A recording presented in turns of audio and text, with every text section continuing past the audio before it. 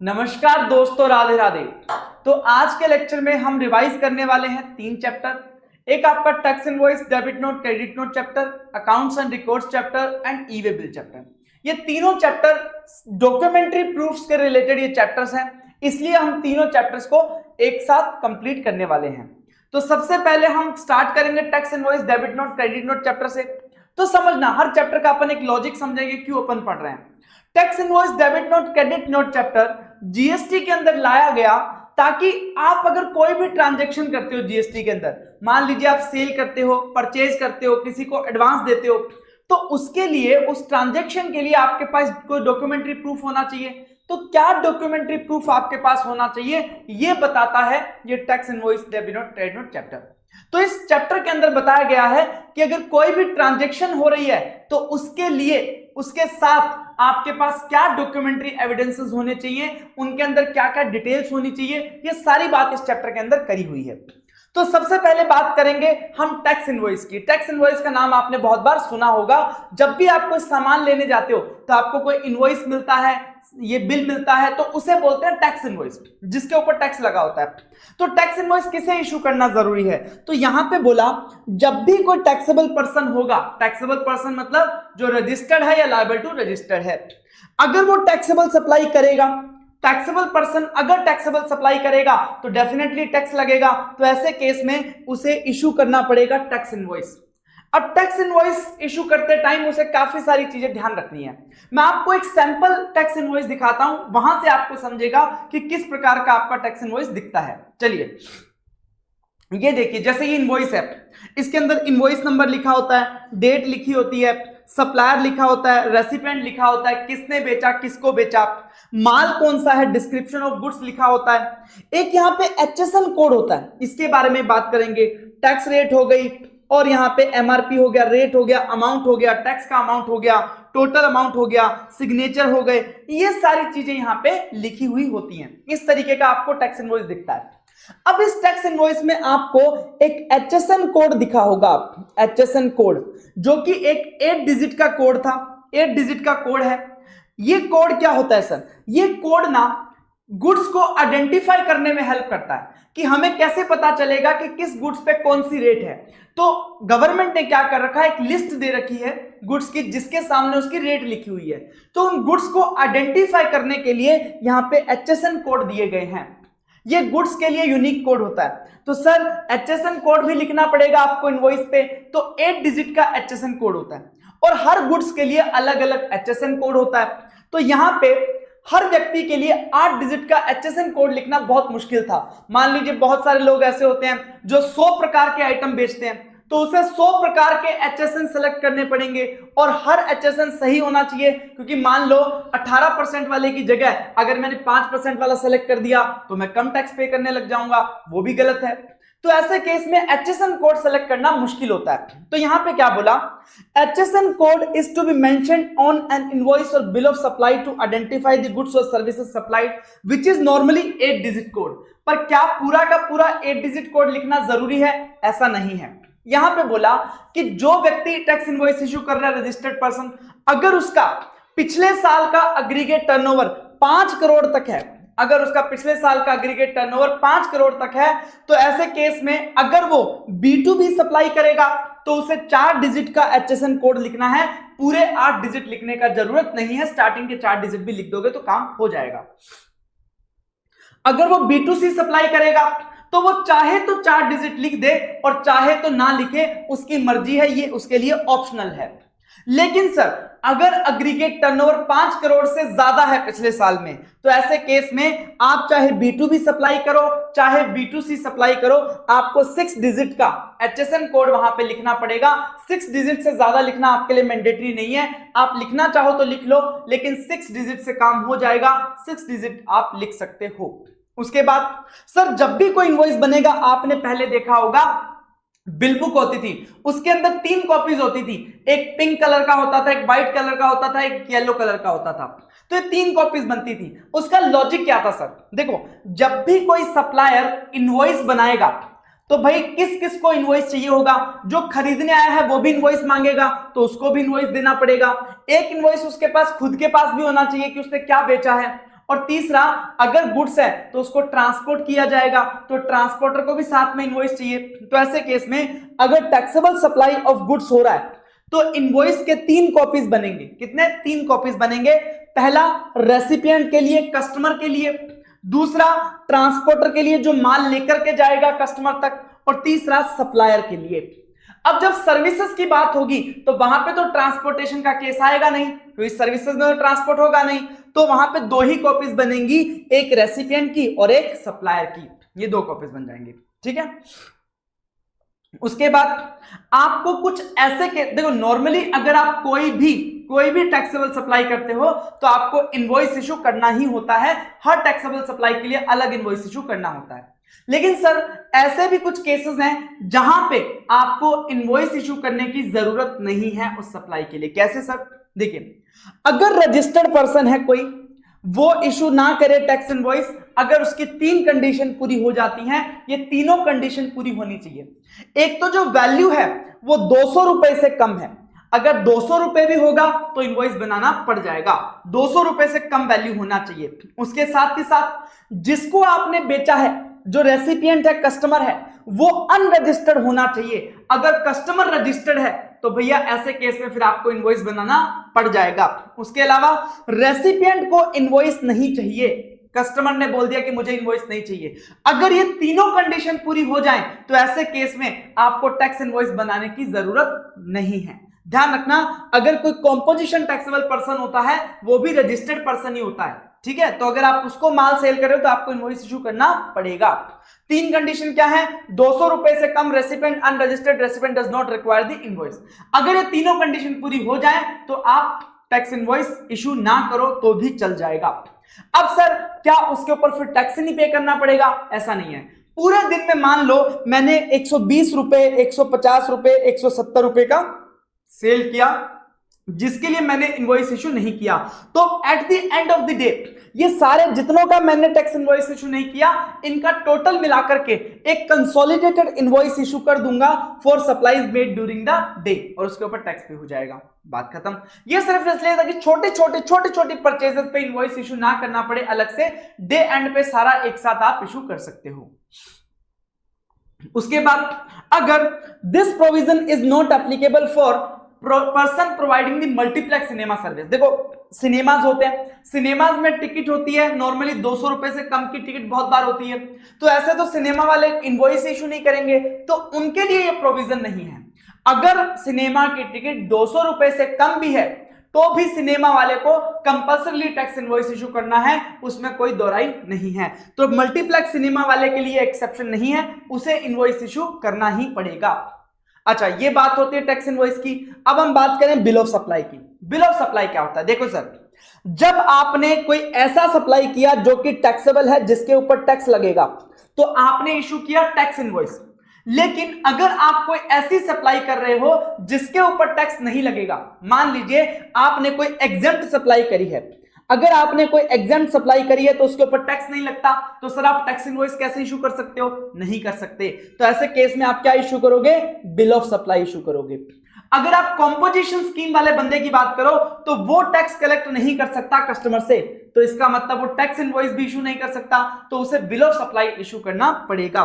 Person making supplies on which no tax is to be collected like composition supplier और supply of exempted goods और services, तो ऐसे case में उन्हें tax invoice issue करने की जरूरत नहीं है, बल्कि बिल ऑफ सप्लाई उन्हें इशू करना पड़ेगा।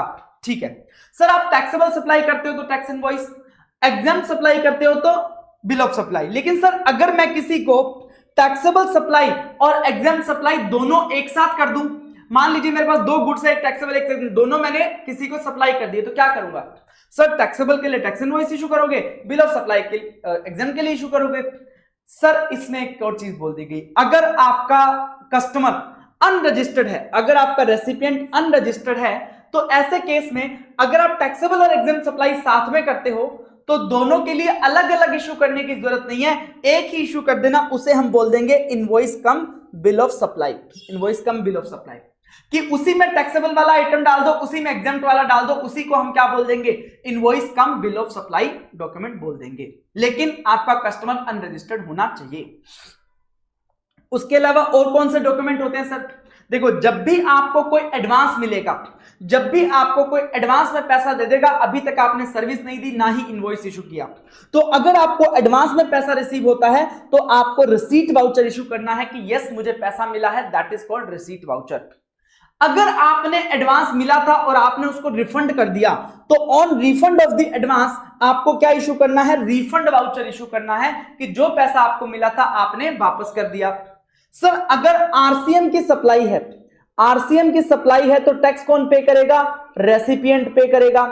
तो अगर आरसीएम की सप्लाई है और आपने किसी को पेमेंट कर दिया तो ऐसे केस में आप क्या इशू करोगे, पेमेंट वाउचर इशू करोगे, रेसिपिएंट पेमेंट वाउचर इशू करेगा जब भी आप पेमेंट करोगे। ठीक है, तो ये डॉक्यूमेंट्स होते हैं। इसके अलावा सर इनवॉइस कौन इशू करता है आरसीएम के केस में, ये बात जरूरी है। आरसीएम के केस में इनवॉइस कौन इशू करता है, तो ध्यान रखना अगर सप्लायर रजिस्टर्ड है जीएसटी में तो सप्लायर इशू करेगा, अदरवाइज अगर सप्लायर रजिस्टर्ड नहीं है तो रेसिपिएंट इनवॉइस इशू करेगा, जिसे हम बोलते हैं सेल्फ इनवॉइसिंग, सेल्फ इनवॉइसिंग। अब ध्यान रखना अगर सप्लायर रजिस्टर्ड है ओनली फॉर टीडीएस पर्पस, भी जो सप्लायर है वो only for TDS purpose registered है, इसका मतलब वो रेगुलर तरीके से रजिस्टर्ड नहीं है, उसे भी हम अनरजिस्टर्ड ही मानेंगे। और ऐसे केस में अगर वो आरसीएम वाली सप्लाई प्रोवाइड करता है तो रेसिपिएंट ही यहां पे इनवॉइस बनाएगा, क्योंकि सप्लायर को हम अनरजिस्टर्ड मान रहे हैं। उसके अलावा मान लीजिए कभी आपको एडवांस मिल जाता है, अब आपको एडवांस मिल गया, अब सर्विसेज के लिए जब कोई एडवांस मिलता है तो उसके ऊपर आपको टैक्स पे करना पड़ता है एडवांस के टाइम पे ही। अब आपको नहीं पता कि फ्यूचर में आप कौन सी सप्लाई प्रोवाइड कराओगे, इंट्रा स्टेट प्रोवाइड कराओगे या इंटर स्टेट प्रोवाइड कराओगे, यह भी नहीं पता कि रेट 5% होगा या 18% होगा।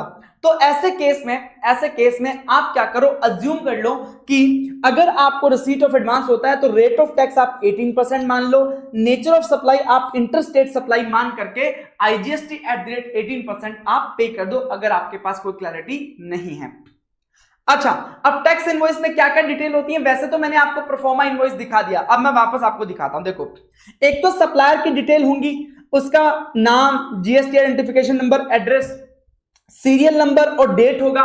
उसके बाद एचएसएन कोड होगा, गुड्स और सर्विस कौन से हैं उसका description, amount, value of supply, rate of tax, tax का अमाउंट, प्लेस ऑफ सप्लाई, अगर इंटर स्टेट सप्लाई होगा तो प्लेस ऑफ सप्लाई भी लिखा जाएगा। उसके अलावा रेसिपिएंट का नेम, एड्रेस और जीएसटी आइडेंटिफिकेशन नंबर होगा अगर रेसिपिएंट रजिस्टर्ड है तो। यह है टैक्स इनवॉइस के अंदर। ऑलमोस्ट सारी चीजें कवर हो गई, डिजिटल सिग्नेचर हो सकता है। बिल ऑफ सप्लाई में क्या होगा, देखो bill of supply same document है जैसा टैक्स इनवॉइस है, लेकिन उसके अंदर टैक्स का अमाउंट नहीं आता, तो यहां पे रेट ऑफ टैक्स और टैक्स अमाउंट को छोड़ के बाकी सब बिल ऑफ सप्लाई में भी आपको देखने को मिल जाएगा। रिसीट और पेमेंट वाउचर की बात करें तो ऐसे केस में एचएसएन कोड को छोड़ के बाकी सारी चीजें यहां पे देखने को मिलेंगी।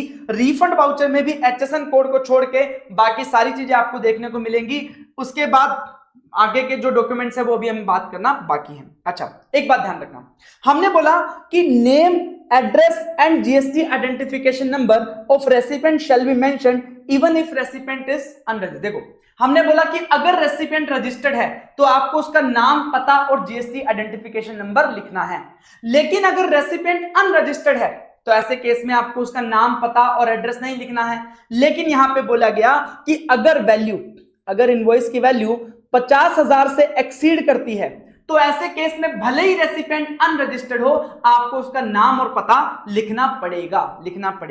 एक बात और समझना, अगर ऑनलाइन मनी गेमिंग की सर्विस प्रोवाइड की जा रही है, ऑनलाइन मनी गेमिंग की, और या फिर आप प्रोवाइड कर रहे हो OIDAR सर्विसेज, या फिर इलेक्ट्रॉनिक कॉमर्स ऑपरेटर क्या कर रहा है, सर्विसेज प्रोवाइड कर रहा है, अगर ये तीनों केसेस हैं तो ऐसे केस में भले ही वैल्यू 50,000 रुपए तक हो या 50,000 रुपए से ज्यादा हो, आपको रेसिपिएंट का नेम और एड्रेस मेंशन करना जरूरी है along with pin code and state का नाम इररिस्पेक्टिव ऑफ द वैल्यू। तो क्या समझे सर, नॉर्मली रेसिपिएंट अगर रजिस्टर्ड है तो उसका नाम, पता और जीएसटी आता है, लेकिन अगर रजिस्टर्ड नहीं है लेकिन वैल्यू 50,000 से ज्यादा है तो आपको मेंशन करना पड़ता है नाम और पता। और ध्यान रखना 3 केसेस में, OIDAR service provider, online money gaming और इलेक्ट्रॉनिक कॉमर्स ऑपरेटर अगर कोई टैक्सेबल सर्विस प्रोवाइड कर रहा है तो ऐसे केस में भले ही 50,000 से कम हो, आपको उसका नाम, पता, पिन कोड और स्टेट आपको लिखना पड़ेगा। हमने प्लेस ऑफ सप्लाई चैप्टर में भी इस बारे में बात करी थी कि उसी पिन कोड और स्टेट को हम क्या मान लेंगे, प्लेस ऑफ सप्लाई मान लेंगे। ठीक है, चलो ये बात हुई नॉर्मल इनवॉइस की। अब हम बात करते हैं ई इनवॉइसिंग। ये क्या कॉन्सेप्ट है, क्यों लाया गया?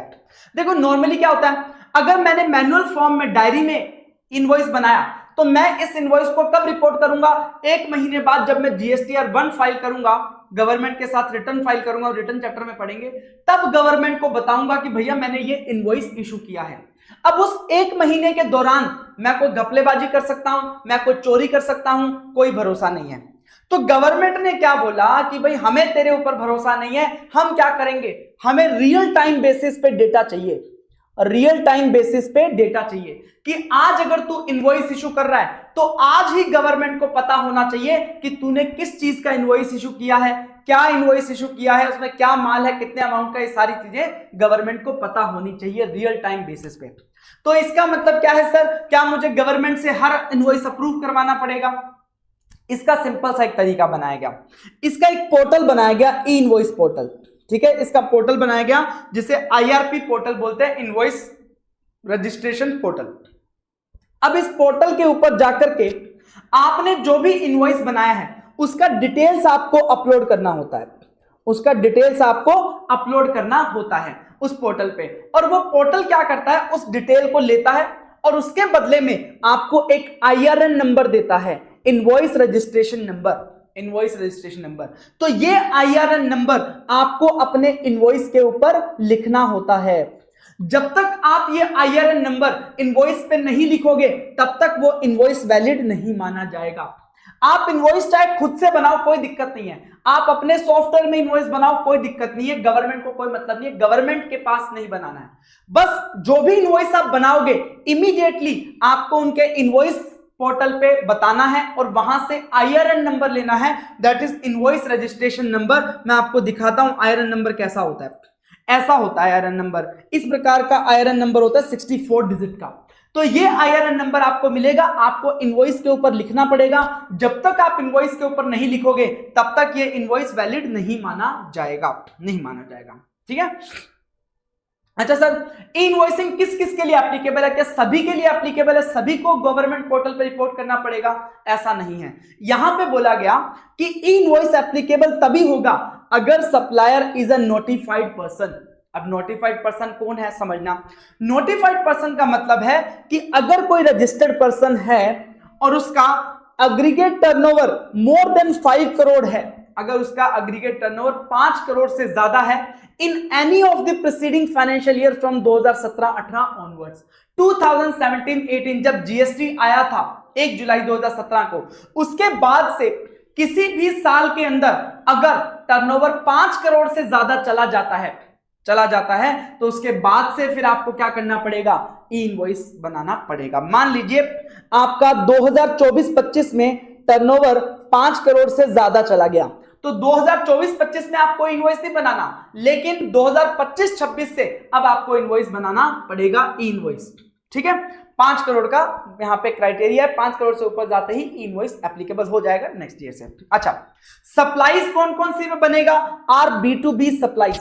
अगर आप बिजनेस टू बिजनेस सप्लाई करते हो, किसी रजिस्टर्ड पर्सन को सप्लाई करते हो तभी ई इनवॉइस बनाना है।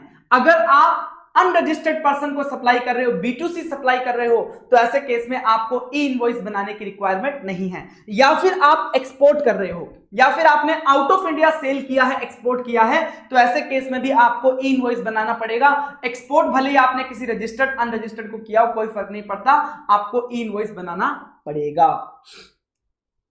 एक बात और समझना, ये क्या समझा अपन ने कि पिछले किसी भी साल में अगर 5 करोड़ से ज्यादा है तो ई इनवॉइस की रिक्वायरमेंट एप्लीकेबल हो जाएगी। उसके साथ ही साथ B2B सप्लाईज और एक्सपोर्ट, अब एक्सपोर्ट चाहे B2B हो B2C हो, सब में आपका ई इनवॉइस एप्लीकेबल हो जाएगा। अब समझना, अगर कोई व्यक्ति रजिस्टर्ड है ओनली फॉर डिडक्टिंग TDS, मान लीजिए मैं सप्लाई कर रहा हूं और मैं किसी ऐसे व्यक्ति को सप्लाई कर रहा हूं जो कि रजिस्टर्ड है only for TDS purpose, only for TDS purpose, तो भैया मैं सामने वाले को रजिस्टर्ड ही मानूंगा और उसे B2B सप्लाई ही मान के मैं उसके ऊपर ई इनवॉइस बनाऊंगा।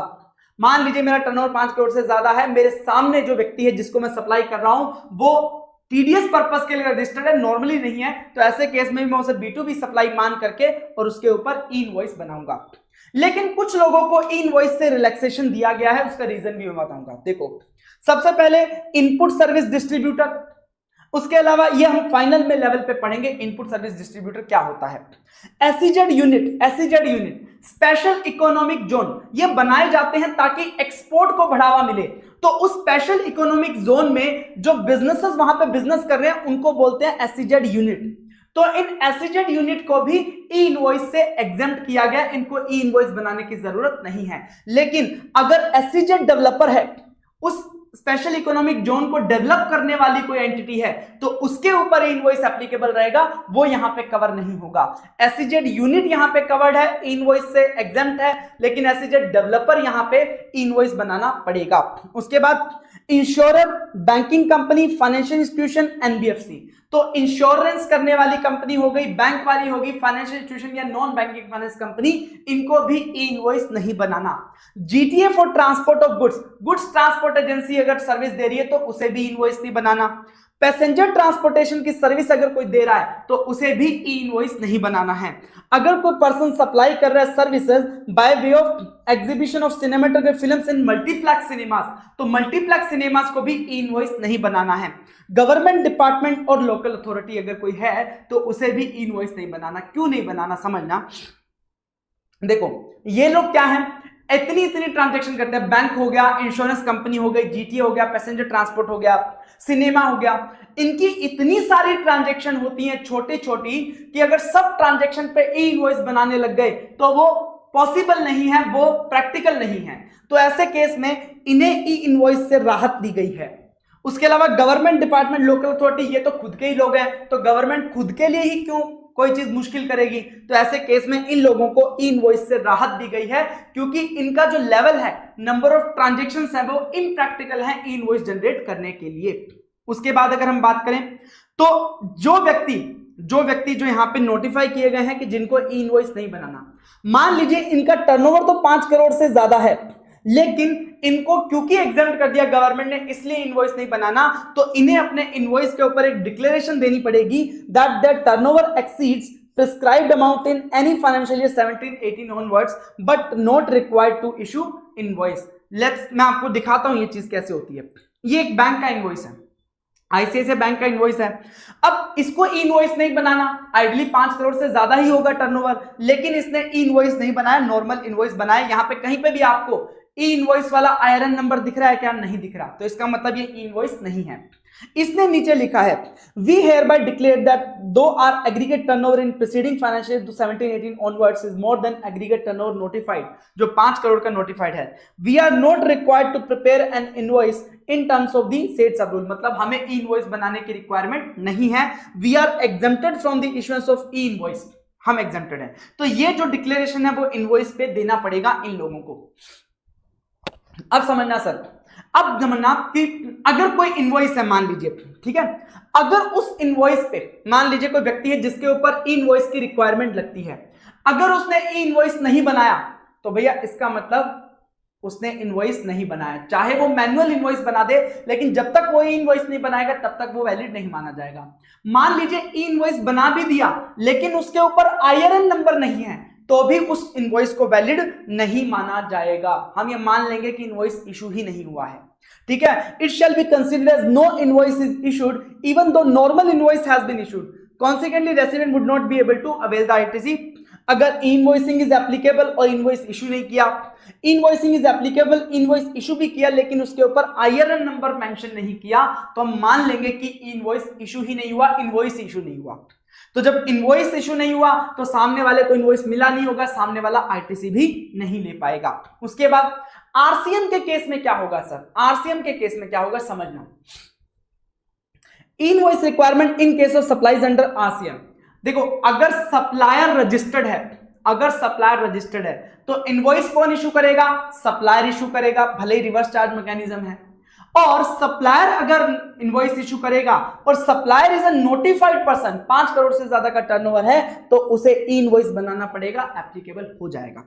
लेकिन अगर मान लीजिए सप्लायर रजिस्टर्ड है, वो नोटिफाइड पर्सन नहीं है, या सप्लायर रजिस्टर्ड ही नहीं है। अगर सप्लायर रजिस्टर्ड नहीं है तो इनवॉइस कौन बनाएगा? रेसिपिएंट बनाएगा। लेकिन जो ई इनवॉइस की रिक्वायरमेंट है वो सिर्फ और सिर्फ सप्लायर पे लगती है, ना कि रेसिपिएंट पे। तो अगर रेसिपिएंट इनवॉइस बना रहा है तो ऐसे केस में ई इनवॉइस का रिक्वायरमेंट नहीं आएगा, चाहे रेसिपिएंट का कितना भी बड़ा टर्नओवर हो, कोई फर्क नहीं पड़ता। उसके अलावा ई इनवॉइस को अमेंड नहीं किया जा सकता। Already uploaded can be done only while filing GSTR one. तो ई इनवॉइस में नहीं होगा, फिर जब आप रिटर्न फाइल करोगे जीएसटीआर1 वहां पे ही आपको चेंज करना पड़ेगा। ई इनवॉइस को अमेंड नहीं किया जा सकता। कैंसिल किया जा सकता आयरन by reporting on IRP portal. वही इनवॉइस रिपोर्टिंग पोर्टल जो है वहीं पे आपको कैंसिल करना पड़ेगा अगर आप किसी ई इनवॉइस को कैंसिल करना चाहते हो। उसके बाद process to generate e invoice. Supplier shall upload details required in e invoice on IRP portal through INV01। एक फॉर्म है जिसके अंदर सारा डिटेल होता है, क्या क्या डिटेल चाहिए। पोर्टल क्या करेगा, वो इनवॉइस आपको रिटर्न करेगा along with invoice reference number, उसके ऊपर आईआरएन नंबर लिखा होगा, सिग्नेचर या फिर क्यूआर कोड होगा। तो अगर आपने देखा होगा इनवॉइस में आपको वापस से दिखाऊंगा, उसके ऊपर क्यूआर कोड भी है जो पोर्टल ही देता है आपको वापस किया ये इनवॉइस है, इनवॉइस का क्यूआर और आईआरएन नंबर लगा करके। और उसके साथ ही साथ आप जो इनवॉइस में डेटा डालोगे वो सारा डेटा आपके रिटर्न फाइल करने में भी ट्रांसफर कर दिया जाएगा। तो आपको रिटर्न में डेटा नहीं डालना पड़ेगा, ऑटोमेटिकली रिटर्न में डेटा पॉपुलेट हो जाएगा। इस तरीके से डेटा का यूज गवर्नमेंट करके टेक्नोलॉजी के माध्यम से आपके लिए चीजें आसान कर रही है। तो अगर मैं आपको ये इनवॉइस दिखाऊं तो ये इनवॉइस आपको नॉर्मल इनवॉइस की तरह ही दिखेगा, लेकिन इसमें दो चीजें हैं जो इसको बताता है कि ई इनवॉइस है। एक तो इसका आईआरएन नंबर, एक ये ई इनवॉइस वाला इसका जो क्यूआर कोड है ये बताता है कि ये ई इनवॉइस है क्योंकि ये पोर्टल से वेरीफाई होकर के आया है। ठीक है, एग्जांपल लेते हैं। Royal pharma is a pharmaceutical company. इसके ऑफिस है दिल्ली और मुंबई में। फॉर द फाइनेंशियल ईयर 2022-23 इसका 3 करोड़ और 4 करोड़ टर्नओवर है। 3 करोड़ दिल्ली का, 4 करोड़ मुंबई का। Determine the invoice requirement for the financial year 25-26। मुझे एक बात बताओ सर, अग्रीगेट टर्नओवर का मतलब क्या होता है? पूरे इंडिया का टोटल टर्नओवर। तो 3 करोड़ 4 करोड़ को अलग अलग नहीं देखना। अगर रॉयल फार्मा का टर्नओवर देखे तो कितना है? 7 करोड़। ठीक है, 5 करोड़ से ज्यादा है? यस ज्यादा है। तो ऐसे केस में 25-26 के साल में आपको इनवॉइस की रिक्वायरमेंट आ जाएगी। अब देखना, would your answer change if Delhi office of royal pharma is a unit in SEZ? तो देखो एप्लीकेबल तो है लेकिन एग्जेम्प्टेड है एसईजेड यूनिट। तो दिल्ली और मुंबई दो ऑफिस है, दिल्ली का ऑफिस एसईजेड में है तो ये माफ हो जाएगा, मुंबई वाले को करना पड़ेगा। Delhi specifically exempted from invoice. ठीक है, what if supply is made to government department that took registration only for TDS? Still हम उसको B2B सप्लाई मान करके और e invoice required to be generated हो जाएगा। इस तरीके से आपको देखना है। उसके बाद आता है आपका डायनेमिक क्यूआर कोड। ये डायनेमिक क्यूआर कोड क्या होता है? क्यूआर कोड तो आपने बहुत सुना होगा, बहुत सारे क्यूआर कोड आपने देखे होंगे। डायनेमिक क्या होता है? देखो दो तरीके के क्यूआर कोड होते हैं, एक स्टैटिक क्यूआर कोड, एक डायनेमिक क्यूआर कोड। अगर आप कोई सब्जी वगैरह वाले की दुकान पे जाते हो खरीदने तो वहां पे एक क्यूआर कोड लगा होता है, आप उसको स्कैन करते हो, जितना भी आपका पेमेंट बनता है आप उस पर लिखते हो और आप पेमेंट कर देते हो। कोई भी व्यक्ति अगर सब्जी खरीद रहा है तो वो स्कैन करता है और अपनी इच्छा से, जो भी अपनी इच्छा से दुकानदार ने जो बताया है वो अमाउंट डाल करके उसको पेमेंट कर देता है। एक ही क्यूआर सब लोगों के काम में आ जाता है। लेकिन ये होता है स्टैटिक क्यूआर कोड, ठीक है, जो सब लोगों के काम में आ जाता है। एक होता है डायनेमिक क्यूआर कोड। मान लीजिए कभी आप डीमार्ट गए हो, ठीक है, तो वहां पे आपका मान लीजिए बिल बना 2460 का, तो अब आपको क्यूआर कोड कैसे स्कैन करना है? वो खुद से 2460 का एक क्यूआर कोड आपको देंगे और उसे आप स्कैन करोगे ना तो आपको अमाउंट डालने की जरूरत नहीं पड़ेगी, अपने आप वहां पे आ जाएगा 2460 और आपको डायरेक्टली क्या करना है? पेमेंट करना है। अगर कोई दूसरा व्यक्ति सामान खरीद रहा है तो उसके लिए नया क्यूआर कोड जनरेट होगा। इसे बोलते हैं डायनेमिक क्यूआर कोड, जो हर व्यक्ति के लिए चेंज होता जाता है। तो स्टैटिक क्यूआर तो चेंज नहीं होता, डायनेमिक क्यूआर चेंज होता रहता है, इसलिए उसे ट्रांजैक्शन स्पेसिफिक क्यूआर कोड बोलते हैं, डायनेमिक क्यूआर कोड। अच्छा, इसका पर्पस क्या है? गवर्नमेंट ने क्या रिक्वायरमेंट डाली है? गवर्नमेंट चाहती है कि ऑनलाइन पेमेंट्स को प्रमोट किया जाए, ऑनलाइन पेमेंट्स को प्रमोट किया जाए। तो उसके लिए गवर्नमेंट ने बोला कि भैया जब कोई इनवॉइस इशू करेगा तो इनवॉइस के साथ क्या करना, आप डायनेमिक क्यूआर कोड लगा देना, जिसके लिए कस्टमर के लिए बहुत आसान हो जाएगा कि वो डायनेमिक क्यूआर कोड स्कैन करेगा और डायरेक्टली ऑनलाइन पेमेंट कर देगा। तो इस तरीके से गवर्नमेंट ने ऑनलाइन पेमेंट को प्रमोट करने के लिए यह रिक्वायरमेंट रखी कि जब भी कोई सप्लायर इनवॉइस बनाएगा तो उसके ऊपर डायनेमिक क्यूआर कोड लिखना जरूरी है।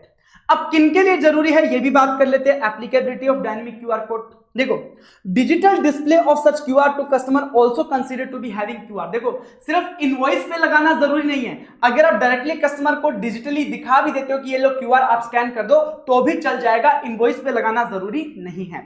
क्यों किया गया? To encourage the digital payments. किसके ऊपर एप्लीकेबल है? अगर सप्लायर नोटिफाइड पर्सन है। अब यहां पे नोटिफाइड पर्सन का मतलब अलग है, जो वहां पे 5 करोड़ का रिक्वायरमेंट था यहां पे 500 करोड़ का एग्रीगेट टर्नओवर होना चाहिए। अगर 2017-18 1 जुलाई 2017 को जीएसटी आया था, उसके बाद से किसी भी साल के अंदर, मतलब जिस साल की मैं बात कर रहा हूं उसके पिछले किसी भी साल के अंदर अगर 500 करोड़ रुपए से ज्यादा का एग्रीगेट टर्नओवर अगर आपका है तो आपके ऊपर डायनेमिक क्यूआर कोड लग जाएगा। एक बात और समझना, इनवॉइस कब लगता था? जब आप कोई B2B सप्लाई करते थे। यहां पे कब लगेगा? जब आप B2C सप्लाई करोगे। रिक्वायरमेंट समझना, डायनेमिक क्यूआर कोड का B2C पे क्यों लगता है? क्योंकि अगर बिजनेस टू बिजनेस ट्रांजैक्शन है वो तो जनरली बैंक के थ्रू ही होते हैं, बैंक पेमेंट के थ्रू ही होते हैं। जो B2C सप्लाई होती है उसमें ज्यादातर कैश इन्वॉल्व होता है, तो ऐसे केस में उसको एनकरेज करने के लिए कि डिजिटल पेमेंट हो, B2C सप्लाईज के ऊपर ही डायनेमिक क्यूआर कोड लगाया गया है। अगर मान लीजिए मैं सप्लायर हूं, मैं दोनों तरीके की सप्लाई करता हूं, B2B B2C, तो B2B सप्लाई पे मुझे डायनेमिक क्यूआर नहीं लगाना, लेकिन B2C सप्लाई पे मुझे क्या करना पड़ेगा? डायनेमिक क्यूआर लगाना पड़ेगा अगर मेरा टर्नओवर 500 करोड़ से ऊपर है किसी भी साल में, पिछले किसी भी साल में। यहां पे भी कुछ लोगों को डायनेमिक क्यूआर से एग्जम्प्ट किया गया, जो ऊपर वाले सेम है। Insurer, banking company, financial institution, NBFC, GTA for transportation of goods, passenger transportation service, multiplex cinema, ये तो सेम है ऊपर वाले से। जो इनवॉइस में एग्जम्प्ट थे यहां पे भी एग्जम्प्ट है। रीजन वही है कि भैया इनकी ट्रांजेक्शन्स इतनी ज्यादा हैं कि इनके लिए पॉसिबल नहीं है हर ट्रांजेक्शन पे डायनेमिक क्यूआर कोड जनरेट करना, तो ऐसे केस में। और ऊपर क्या था? एसईजेड यूनिट थी, वो यहां पे नहीं है, तो एसईजेड यूनिट पे लग जाएगा डायनेमिक क्यूआर कोड का रिक्वायरमेंट। उसके अलावा supplier of OIDR service, OIDR service provider को भी यहां पे डायनेमिक क्यूआर नहीं लगाना है। एक्सपोर्ट अगर हो रहा है, देखो इनवॉइस में तो स्पेसिफिकली बोला था कि एक्सपोर्ट के केस में इनवॉइस लगेगा, लेकिन डायनेमिक क्यूआर कोड में बोला है कि एक्सपोर्ट के केस में आपका डायनेमिक क्यूआर नहीं लगेगा, क्योंकि एक्सपोर्ट का पेमेंट आउट ऑफ इंडिया से आना है, तो वैसे भी वो क्यूआर के थ्रू कोई मतलब नहीं है। ऐसे केस में एक्सपोर्ट के ऊपर डायनेमिक क्यूआर कोड का रिक्वायरमेंट हटा दिया गया है। उसके अलावा अगर आप किसी यूआईएन होल्डर को सप्लाई करते हो, यूआईएन होल्डर कौन से होते हैं? एम्बेसीज हो गई, एम्बेसडर्स हो गए, ठीक है, जो फॉरेन डिप्लोमेटिक मिशंस होते हैं, जो एम्बेसीज वगैरह आपने देखी होंगी, तो इनको यूआईएन होल्डर बोलते हैं। अगर इनको आपने सप्लाई किया तो इनको अनरजिस्टर्ड पर्सन ही माना जाता है और B2C सप्लाई में काउंट होता है, डायनेमिक क्यूआर कोड आपको लगाना पड़ जाएगा। रोने limited has aggregate turnover of 600 crore in financial year 22-23. It supplied goods to ABC Limited business and also to Mr. Ram and end consumer. Dynamic QR requirement is applicable or not? देखो जो उसने B2B supply किया है, ABC Limited को supply किया है तो not applicable, जो उसने मिस्टर राम को किया है वो एप्लीकेबल हो जाएगा, वो B2C सप्लाई है, उसका टर्नओवर भी 500 करोड़ से ज्यादा है। उसके बाद रिवाइज टैक्स इनवॉइस, अभी तक हमने काफी सारी चीजें पढ़ी, लेकिन अब हम आगे और डॉक्यूमेंट पढ़ेंगे और कौन कौन से डॉक्यूमेंट्स होते हैं। रिवाइज टैक्स इनवॉइस कब आता है समझना। हमने देखा था कि सर जब रजिस्ट्रेशन की रिक्वायरमेंट आती है, आप लायबल टू रजिस्टर होते हो, मान लीजिए आप लायबल टू रजिस्टर हुए 1 सितंबर को, ठीक है। जब लायबल हुए तो उसके 30 डेज के अंदर आपको क्या करना होता है? अप्लाई करना होता है। तो आपने अप्लाई कर दिया, लेट्स से आपने अप्लाई कर दिया 25 सितंबर को आपने अप्लाई कर दिया, और आपको जो रजिस्ट्रेशन सर्टिफिकेट मिला है, डिपार्टमेंट ने रजिस्ट्रेशन सर्टिफिकेट दिया है आपको 4 अक्टूबर को रजिस्ट्रेशन सर्टिफिकेट दिया है। अब होता क्या है, 1 सितंबर से आप लायबल टू रजिस्टर हो गए थे, तो ऐसे केस में 1 सितंबर से आप टैक्सेबल पर्सन हो गए और आपको टैक्स पे करना पड़ेगा। लेकिन आपको जितना 30 दिन का बोला था, 30 दिन के अंदर आपने अप्लाई भी कर दिया, लेकिन आपको रजिस्ट्रेशन सर्टिफिकेट मिलने में क्या लग गया? टाइम लग गया, और 4 अक्टूबर को आपको रजिस्ट्रेशन सर्टिफिकेट मिला। तो 1 सितंबर से लेकर के 4 अक्टूबर तक ये ऐसा टाइम है जब आपको टैक्स तो पे करना है, लेकिन आपके पास रजिस्ट्रेशन सर्टिफिकेट नहीं है, और जब तक आपके पास रजिस्ट्रेशन सर्टिफिकेट नहीं है आप कस्टमर से टैक्स कैसे मांगोगे? तो आप कस्टमर से टैक्स कलेक्ट नहीं कर पाए।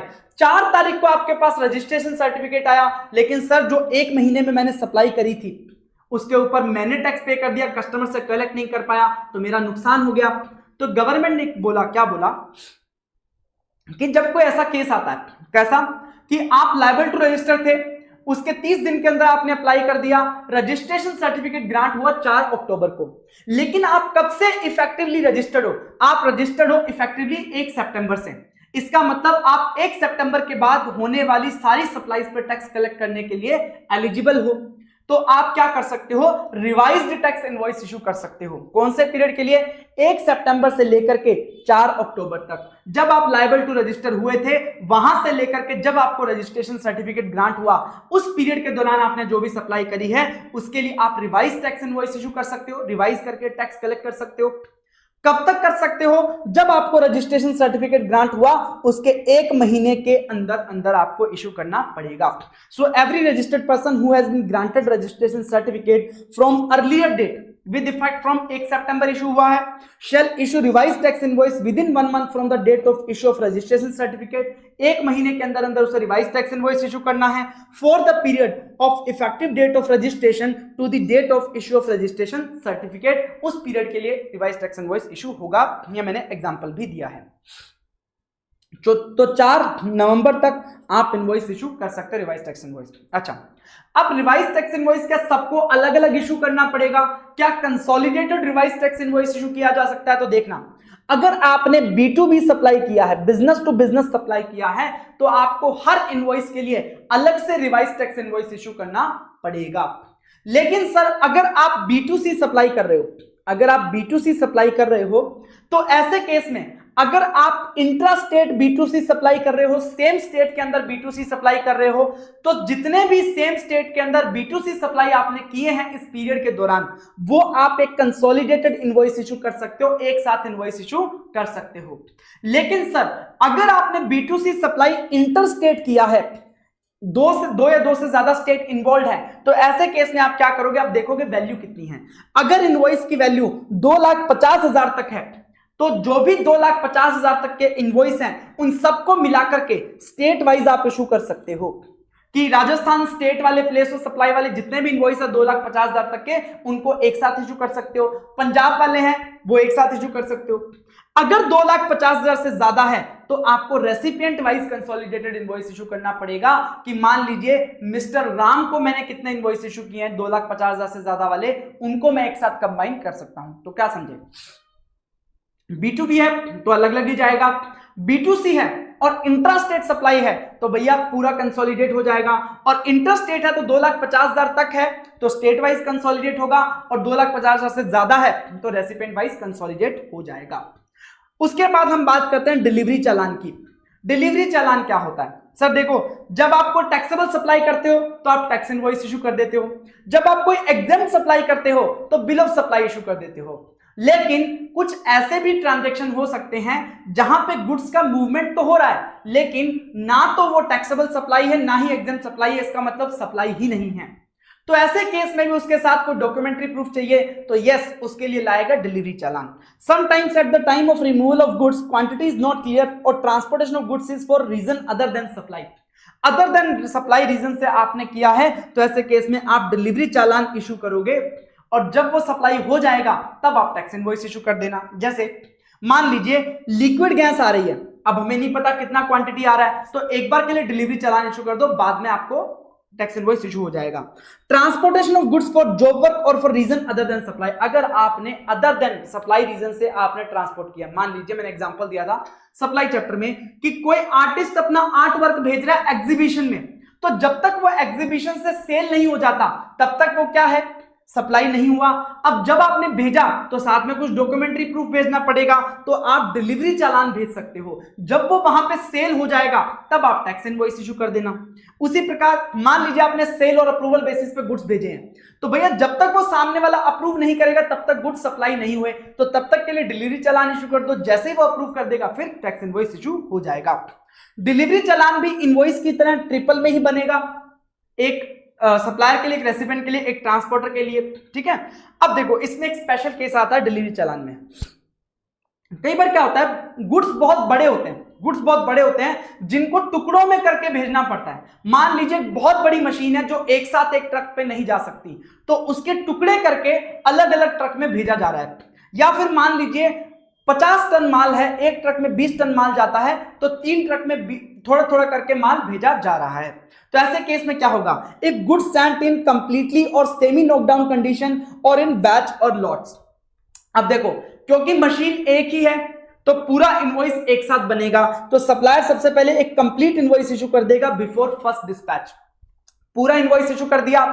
अब इनवॉइस तो एक ही है ओरिजिनल, पर जाएगा माल 3 गाड़ियों में, तो 3 गाड़ियों के साथ इनवॉइस भेजा कैसे जाए, तो दिक्कत हो जाएगी। तो इसका क्या इलाज है, आपने इनवॉइस जनरेट कर दिया, अब उसके कॉपी बना लो, ठीक है। तो आप क्या करोगे, जो भी गाड़ी निकलेगी उसमें जो सामान है उसका डिलीवरी चालान बनाओगे और उसके साथ जो मेन इनवॉइस है उसका कॉपी अटैच करके आप क्या कर दोगे, उसके साथ भेज दोगे।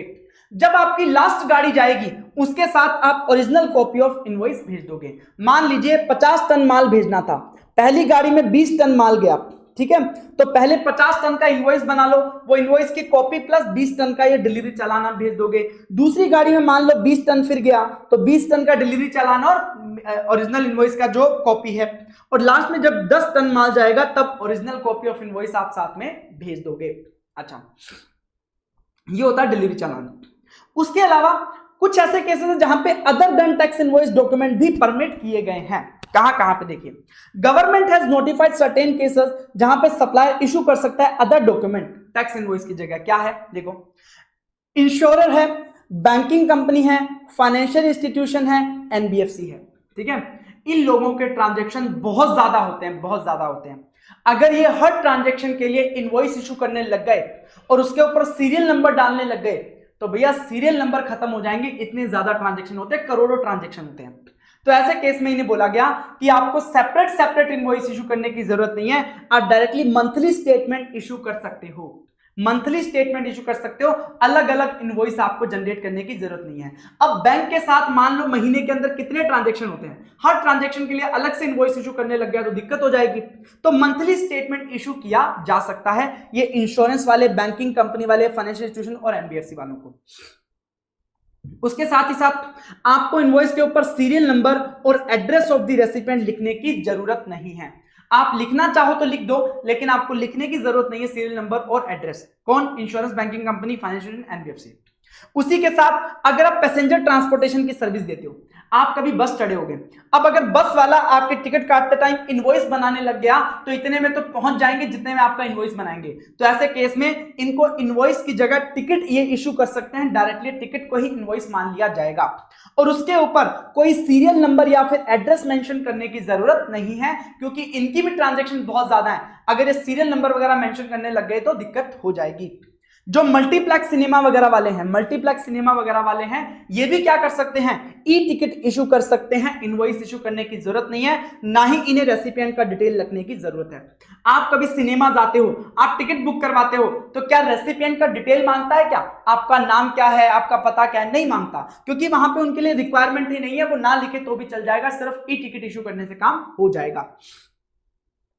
अब जो जीटीए है, ट्रांसपोर्टेशन ऑफ गुड्स की सर्विस दे रहा है, इनके लिए कुछ एडिशनल रिक्वायरमेंट दी गई है कि जो टैक्स इनवॉइस में लिखा होता है वो तो आपको लिखना ही लिखना है, उसके साथ साथ कुछ और डिटेल्स भी देने हैं कि भैया आप कौन सा गुड्स लेकर के जा रहे हो, ट्रांसपोर्ट कर रहे हो, इस गुड्स का टोटल वेट कितना है, ग्रोस वेट कितना है इस गुड्स का जो आप लेकर के जा रहे हो, कंसाइनर का नाम क्या है, कंसाइनी का नाम क्या है, भेजने वाला कौन है, रिसीव करने वाला कौन है, ऑरिजिन कहां से गुड्स जा रहा है और कहां पे जाएगा डेस्टिनेशन, उसके साथ ही साथ किस गाड़ी पे आप लेकर के जाओगे उसका रजिस्ट्रेशन नंबर और जीएसटीआईएन ऑफ द पेई, जिसने जीटीए को पे किया उसका जीएसटी आइडेंटिफिकेशन नंबर, ये सारे डिटेल भी उसे मेंशन करने पड़ेंगे जीटीए को। तो जीटीए के लिए रिक्वायरमेंट एडिशनल है क्योंकि यहां पे बहुत सारी चीजें इंक्लूड होती हैं। उसके बाद लास्ट दो आपके डॉक्यूमेंट्स है क्रेडिट नोट और डेबिट नोट। इसको हम समझते हैं क्या होता है। देखो, जब भी आप कोई सेल करते हो, सप्लायर के एंगल से देखना, जब भी आप कोई सेल करते हो तो आप एंट्री क्या पास करते हो, समझना। आप करते हो भैया, मान लीजिए आपने मिस्टर एक्स को सेल किया है, डेबिट टू सेल्स अकाउंट, मान लीजिए 1 लाख रुपए का आपने सेल किया है, प्लस 18,000 जीएसटी, तो जीएसटी पेबल 18,000 और यहां पे आप मिस्टर एक्स से कितना पैसा लोगे 1,18,000 रुपीज। ठीक है, तो आप इस तरीके का लेजर बनाओगे मिस्टर एक्स का, सप्लायर के अकाउंट्स में मिस्टर एक्स जो कस्टमर है उसका लेजर बनाओगे। लेजर बनाओगे क्या करोगे, आप यहां पे बुक करोगे to sales 1 lakh, to GST payable 18,000। इस तरीके से आप उसको क्या कर दोगे, डेबिट कर दोगे जब भी आप सेल करोगे। अब आप मुझे बताओ, आपने गलती से उसे 1 लाख रुपए से डेबिट कर दिया, आपको करना था 80,000 रुपए से, मतलब किसी रीजन से आपने उसको ज्यादा सेल दिखा दिया, अब आप उसको कम करना चाहते हो। अब 1 लाख रुपए से आप क्या करना चाहते हो, 80,000 करना चाहते हो, तो क्या करना पड़ेगा, आपने 1 लाख रुपए से डेबिट कर दिया, अगर 80,000 पे लाना है तो 20,000 रुपए से क्या करना पड़ेगा, क्रेडिट करना पड़ेगा। तो आप क्या करोगे, बाय सेल्स 20,000। तो आपने कस्टमर को क्या किया, क्रेडिट किया। तो जब भी आप वैल्यू कम करोगे तो आप क्या इशू करोगे, क्रेडिट नोट इशू करोगे। तो जो सप्लायर है वो क्रेडिट नोट इशू करेगा, क्योंकि जब भी वैल्यू कम होगी तो भैया क्रेडिट नोट इशू होगा। अब 80,000 रुपए पे मान लीजिए 18,000 रुपए टैक्स लगा दिया, और टैक्स लगाना था मान लीजिए 14,400, तो ये टैक्स भी कम करना पड़ेगा। तो आपने पहले कस्टमर को 18,000 से डेबिट कर दिया, अगर आप उसको 14,400 पे लाना चाहते हो तो कम करना पड़ेगा। तो आप यहां पे क्या करोगे, इसे क्रेडिट करोगे, तो यहां पे आपको क्या करना पड़ेगा, क्रेडिट नोट इशू करना पड़ेगा। तो किसी भी कारण से अगर टैक्स का अमाउंट कम हो रहा है या फिर सेल्स का अमाउंट कम हो रहा है, तो वो इसका मतलब आप क्या कर रहे हो, कस्टमर को क्रेडिट करोगे। तो ऐसे केस में आप क्या इशू करोगे, क्रेडिट नोट इशू करोगे। लॉजिक बता रहा हूं क्या होता है। अब मान लीजिए 1 लाख रुपए से आपने डेबिट किया था और ये करना था 1,50,000 रुपीज से, तो अब क्या करोगे सर, अब बढ़ाना पड़ेगा तो क्या करोगे, 50,000 और से डेबिट करोगे। तो भैया वापस अगेन डेबिट करोगे, तो आपको क्या इशू करना पड़ेगा, डेबिट नोट। तो जब भी वैल्यू और टैक्स का अमाउंट बढ़ेगा तो वो क्या हो जाएगा, डेबिट नोट इशू होगा। चलिए क्रेडिट नोट की बात करते हैं। Credit note shall be issued in following cases, जहां पे declared value is more than actual value, जितना एक्चुअल था उससे ज्यादा डिक्लेयर कर दिया, इसका मतलब आपने इनवॉइस ज्यादा का कर दिया, तो अब कम करना पड़ेगा। तो क्या इशू करोगे, credit note. Declared tax rate is higher than applicable tax rate, मान लीजिए टैक्स रेट 5% थी और आपने 18% से टैक्स लगा दिया, तो अब उसे सही करने के लिए कम करना पड़ेगा। तो आप क्या करोगे, क्रेडिट नोट इशू करोगे। आपको क्वांटिटी रिसीव लोअर हुई है then quantity mentioned in invoice, invoice में 1000 क्वांटिटी के हिसाब से इनवॉइस बनाया था, मेरे को रिसीव हुई है कस्टमर को 800, तो भैया उस अकॉर्डिंग आपको इनवॉइस कम करना पड़ेगा। तो क्या इशू करोगे, क्रेडिट नोट इशू करोगे। Quality of the supplied goods और सर्विस नॉट सेटिस्फैक्टरी, अब भाई कस्टमर बोलता है कि जो तुमने सामान भेजा है वो अच्छा नहीं है, तो आपने उसका प्राइस कम कर दिया, तो इसका मतलब आप इनवॉइस कम करोगे, तो क्रेडिट नोट इशू करना पड़ेगा। अगर मान लीजिए सप्लायर को एडवांस रिसीव हो जाता है, मान लीजिए मैंने मेरे कस्टमर से एडवांस ले लिया और मैंने इनवॉइस भी इशू कर दिया, इसका मतलब मैंने सेल की एंट्री पास कर दी, ठीक है, लेकिन सर्विसेज मैंने प्रोवाइड नहीं कराई, तो भैया मेरे को पैसा वापस करना है। तो अगर मैं पैसा वापस कर रहा हूं तो मैं क्या करूंगा, इशू करूंगा, क्रेडिट नोट इशू करूंगा। Service are not provided, now amount needs to be refunded. ध्यान रखना, अगर आपको एडवांस मिलता है और आपने इनवॉइस इशू नहीं किया और आप पैसा वापस कर देते हो, तो ऐसे केस में आप क्या इशू करोगे, रिफंड वाउचर। अगर आपको एडवांस मिला, आपने इनवॉइस इशू कर दिया और अब आप पैसा वापस कर रहे हो, तो आप इशू करोगे क्रेडिट नोट। ये ध्यान रखना है, दोनों में फर्क है। उसके बाद यहां पे क्रेडिट नोट अलग अलग इशू करने की जरूरत नहीं है, आप कंसोलिडेटेड क्रेडिट नोट भी इशू कर सकते हो फॉर मल्टीपल इनवॉइसेस। इंपैक्ट क्या होगा क्रेडिट नोट का, क्रेडिट नोट की वजह से आपका सेल का अमाउंट कम होगा, सेल का अमाउंट कम होगा तो टैक्स की लायबिलिटी कम हो जाएगी। उसी प्रकार से हो सकता है टैक्स का अमाउंट डायरेक्टली कम हो जाए, तो ऐसे केस में credit note issued by supplier will reduce his tax liability. अगर मैं 1 लाख की जगह सेल 80,000 कर दूंगा तो मेरा टैक्स लायबिलिटी कम हो जाएगा। और अकॉर्डिंगली सामने वाले ने क्या कर रखा है, जब मैंने सामने वाले को 1 लाख रुपए का इनवॉइस भेजा था तो उसने 18,000 रुपीज का क्या ले लिया था, आईटीसी ले लिया था। तो अगर मेरा ये वैल्यू 80,000 हो जाएगा और मेरी टैक्स लायबिलिटी 14,400 हो जाएगी, तो सामने वाले को आईटीसी भी तो रिवर्स करना पड़ेगा। यस, सामने वाला भी अपना आईटीसी रिवर्स करेगा। तो credit note issued by supplier will reduce his tax liability, provide proportionate ITC has been reversed by the recipient। Recipient को आईटीसी रिवर्स करना पड़ेगा। कब तक क्रेडिट नोट इशू किया जा सकता है, डिक्लेयर किया जा सकता है रिटर्न में, तो ध्यान रखना जब भी क्रेडिट नोट इशू होगा तो उसकी जो डिटेल्स हैं वो रिटर्न में डिक्लेयर करनी होती हैं, क्योंकि भैया आपकी टैक्स लायबिलिटी कम हो रही है, बताना तो पड़ेगा कि टैक्स लायबिलिटी कम हो रही है। कब तक बता सकते हो? तो 30th of November following the end of financial year to which original supply relates और date of furnishing annual return whichever is earlier. मान लीजिए मार्च 2025 में आपका एक ट्रांजैक्शन हुआ था जिसके रिलेटेड आपने अप्रैल 25 में क्या किया, एक क्रेडिट नोट इशू किया, तो इसको आप कब तक डिक्लेयर कर सकते हो? तो भैया ओरिजिनल सप्लाई कब हुई थी? मार्च 25, इसका मतलब फाइनेंशियल ईयर 24-25 में हुई थी। तो इसके हिसाब से 30th नवंबर कब आएगा? नेक्स्ट 30th नवंबर 2025। और मान लीजिए आपने एनुअल रिटर्न फाइल करी है 15 दिसंबर 2025, तो यस 30th नवंबर 2025 तक आप एनुअल रिटर्न में डिक्लेयर कर सकते हो। कब क्रेडिट नोट इशू हुआ उससे मतलब नहीं है, जिस सप्लाई से रिलेटेड क्रेडिट नोट है वो कब हुई थी उसके बाद का जो 30th नवंबर है और date of furnishing annual return whichever is earlier आपका हो जाएगा। डेबिट नोट की बात करें तो डेबिट नोट कब इशू होता है? जब डिक्लेयर्ड वैल्यू कम होती है एक्चुअल वैल्यू से, तो अब बढ़ाना पड़ेगा। जो आपने टैक्स रेट कम डिक्लेयर कर दी तो अब टैक्स रेट बढ़ानी पड़ेगी, टैक्स बढ़ जाएगा। क्वांटिटी आपको ज्यादा रिसीव हो गई तो भाई इनवॉइस का वैल्यू भी बढ़ जाएगा। तो ऐसे केस में आप डेबिट नोट इशू करते हो। डेबिट नोट से क्या होता है? सप्लायर की लायबिलिटी बढ़ जाती है, सप्लायर की टैक्स लायबिलिटी बढ़ जाती है। तो भैया जब टैक्स लायबिलिटी बढ़ रही है तो गवर्नमेंट आपको कोई टाइम लिमिट नहीं देती। जब आपकी टैक्स लायबिलिटी कम हो रही होती है तो गवर्नमेंट बोलती है कि भाई इतने टाइम तक कर लेना, लेकिन अगर बढ़ रही है तो गवर्नमेंट कोई रिस्ट्रिक्शन नहीं लगाती। आप जब चाहो तब आप उस डेबिट नोट को डिक्लेयर कर सकते हो रिटर्न के अंदर, जब आप डेबिट नोट इशू करते हो। इसमें कोई टाइम लिमिट नहीं है, जब आपका डेबिट नोट इशू करोगे तभी आप डिक्लेयर कर सकते हो। No maximum time limit in case of debit note. तो यहां पे आपका tax invoice, debit note, credit note chapter complete होता है अब, ठीक है। और यहां पे नेक्स्ट अपन चैप्टर स्टार्ट करेंगे अकाउंट्स एंड रिकॉर्ड्स। चलिए accounts and record chapter, tax invoice, debit note, credit note chapter में हमने सीखा कि सर अगर कोई ट्रांजैक्शन हो रही है तो उस ट्रांजैक्शन के लिए कौन कौन से डॉक्यूमेंट्री एविडेंसेस होंगे। अब ऑल ओवर बेसिस पे आपको क्या अकाउंट्स एंड रिकॉर्ड्स मेंटेन करने हैं, कौन मेंटेन करेगा, देखना कौन कौन से क्वेश्चन, कौन मेंटेन करेगा, ठीक है, कहां मेंटेन करेगा, क्या क्या मेंटेन करेगा, ठीक है, हाउ मेंटेन करेगा, कैसे मेंटेन करेगा और कब तक मेंटेन करेगा। यह सारे क्वेश्चंस के जो डिटेल हैं वो हम इस चैप्टर के अंदर खोजने वाले हैं कि भैया ये जो अकाउंट्स एंड रिकॉर्ड्स है, जीएसटी लॉ बोलता है कि भैया आपको जीएसटी लॉ से कंप्लाई करते हुए कुछ अकाउंट्स एंड रिकॉर्ड्स मेंटेन करने पड़ेंगे, करना ही पड़ेगा, वरना कल को प्रॉपर ऑफिसर उठ के आया, कल को डिपार्टमेंट का कोई ऑफिसर उठ के आया तो उसको क्या जवाब दोगे, क्या डॉक्यूमेंट्री प्रूफ दोगे। तो आपके पास अकाउंट्स एंड रिकॉर्ड्स होने चाहिए।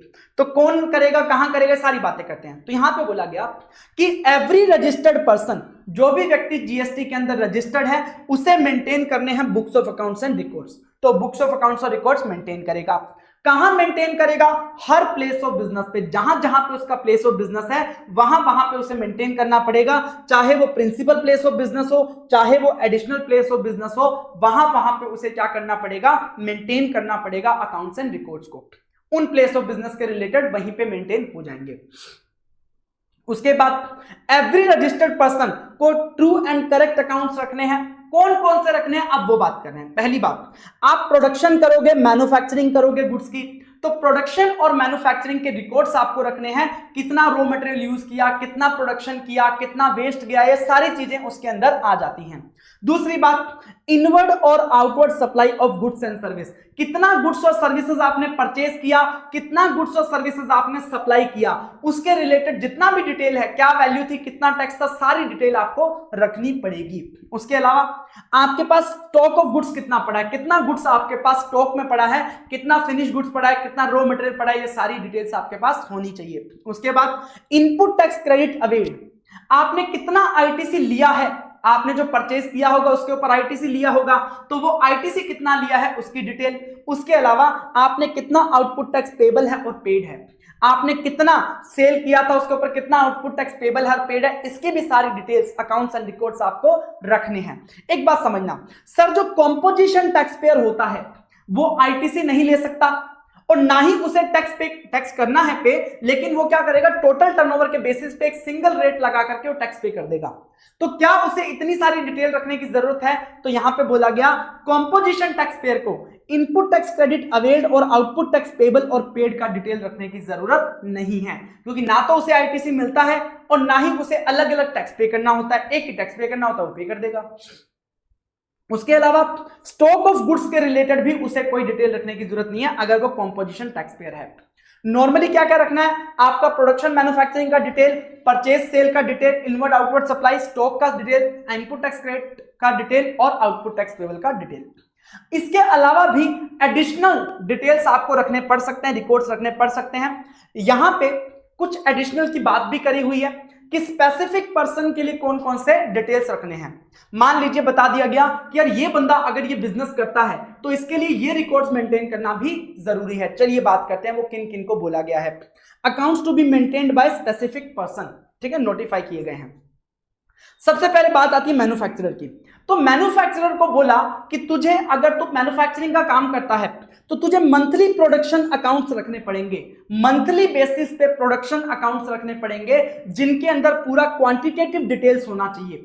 मतलब वैल्यू तो अपन रखते ही हैं पर क्वांटिटी भी रखनी पड़ेगी, कितना रॉ मटेरियल खरीदा, कितना यूज किया, कितना तेरा वेस्ट गया और कितना फिनिश गुड्स प्रोडक्शन हुआ, कितना बाय प्रोडक्ट बना, कितना वेस्ट गया फिनिश गुड्स, ये सारी डिटेल्स आपके पास होनी चाहिए अगर आप मैन्युफैक्चरिंग करते हो तो मैन्युफैक्चर वाले को मंथली प्रोडक्शन अकाउंट्स रखने हैं क्वांटिटेटिव डिटेल्स के साथ, जिसके अंदर कितना raw material, input service used और गुड्स प्रोड्यूस्ड इंक्लूडिंग वेस्ट और बाय प्रोडक्ट्स वाला सारा डिटेल उसके अंदर वहां पे होना चाहिए। चलिए उसके बाद सर्विस प्रोवाइडर। तो सर्विस प्रोवाइडर को बोला कि जब तू सर्विस प्रोवाइड कराएगा तो सर्विस प्रोवाइड करने में हो सकता है कुछ गुड्स का तो यूज करेगा। मान लीजिए कोई सैलून वाला है तो वो सर्विसेज प्रोवाइड करता है, उसके लिए वो क्या करता होगा, कोई फेशियल किट वगैरह यूज करता होगा, तो जो भी उसने गुड्स यूज किए हैं उसका क्वांटिटेटिव डिटेल, जो सर्विसेज उसने यूज करी हैं उससे कितनी सर्विसेज वगैरह सप्लाई करी हैं, ये सारी डिटेल प्रोवाइड करानी है। उसके बाद एजेंट की बात करते हैं। प्रिंसिपल एजेंट का नाम हमने सुना है। एजेंट कौन होता है, जो प्रिंसिपल के बिहाफ पे परचेज करता है या प्रिंसिपल के बिहाफ पे सेल करता है। तो भैया कोई व्यक्ति अगर किसी के बिहाफ पे परचेज और सेल कर रहा है तो उसे परमिशन तो मिलनी चाहिए। तो ये जो एजेंट है उसके पास प्रिंसिपल से परमिशन होनी चाहिए। तो पहला detail, particulars of authorization received by him from each principal to receive और सप्लाई गुड्स और service on behalf of such principal.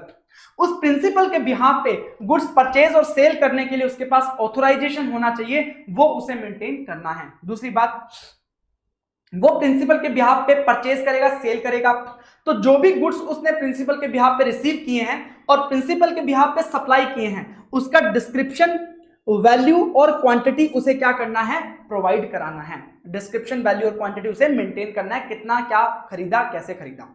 उसके बाद वो प्रिंसिपल्स को मंथली या क्वार्टरली बेसिस पे जो भी अकाउंट स्टेटमेंट इशू करता है वो अकाउंट स्टेटमेंट्स भी उसको रिकॉर्ड्स में मेंटेन करने हैं। उसके अलावा जब उसने प्रिंसिपल के बिहाफ पे सामान रिसीव किया या सप्लाई किया तो उसके ऊपर उसने कुछ टैक्स पे किया होगा, तो जो टैक्स उसने रिसीट और सप्लाई पे किया है ऑन बिहाफ ऑफ प्रिंसिपल उसका भी डिटेल उसे रखना है। सिंपल, परमिशन, उसके बिहाफ पे जो गुड्स और सर्विस लिया उसका डिटेल और उसके ऊपर टैक्स पे किया वो डिटेल और अकाउंट स्टेटमेंट। सिंपल सी बात है।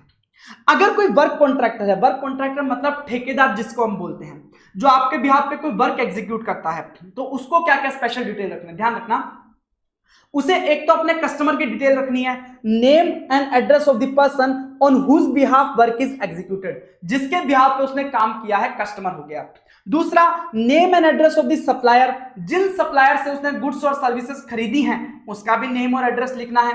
उसके अलावा उसने जो गुड्स और सर्विसेज रिसीव करी हैं, उस काम को करने के लिए उसने गुड्स और सर्विस रिसीव करी होंगी, उसका डिस्क्रिप्शन, क्वांटिटी और वैल्यू, और जो उसमें से यूटिलाइज हो गई उसका डिस्क्रिप्शन, क्वांटिटी और वैल्यू। उसके साथ ही साथ जो पेमेंट उसे रिसीव हुआ है वो भी वो यहां पे मेंटेन करेगा रिकॉर्ड्स। ये रिकॉर्ड्स उसे मेंटेन करने होते हैं। सिंपल है, कस्टमर का डिटेल, सप्लायर का डिटेल, जो गुड्स और सर्विस उसने रिसीव की है, जो यूटिलाइज की है, और पेमेंट जो उसे रिसीव हुआ है, ये डिटेल उसे रखने हैं।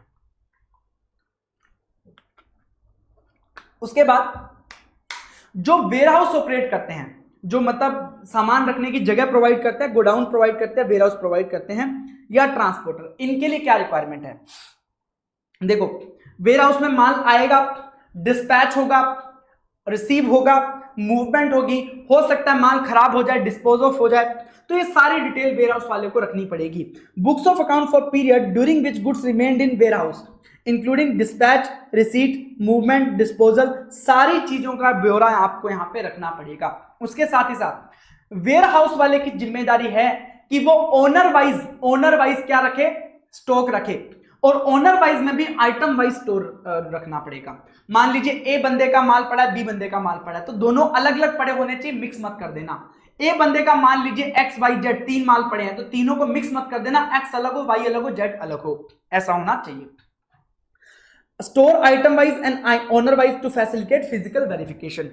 गुड्स ट्रांसपोर्टर वाले को क्या क्या डिटेल रखनी होती है, उसने कौन कौन सा गुड्स ट्रांसपोर्ट किया, कौन सा डिलीवर कर दिया, कौन सा अभी उसके पास पड़ा है और कौन सा ट्रांजिट में है। उसके साथ ही साथ जो कंसाइनर और कंसाइनी है उनका जीएसटी आइडेंटिफिकेशन नंबर भी होना चाहिए इसके पास, ट्रांसपोर्टर के पास।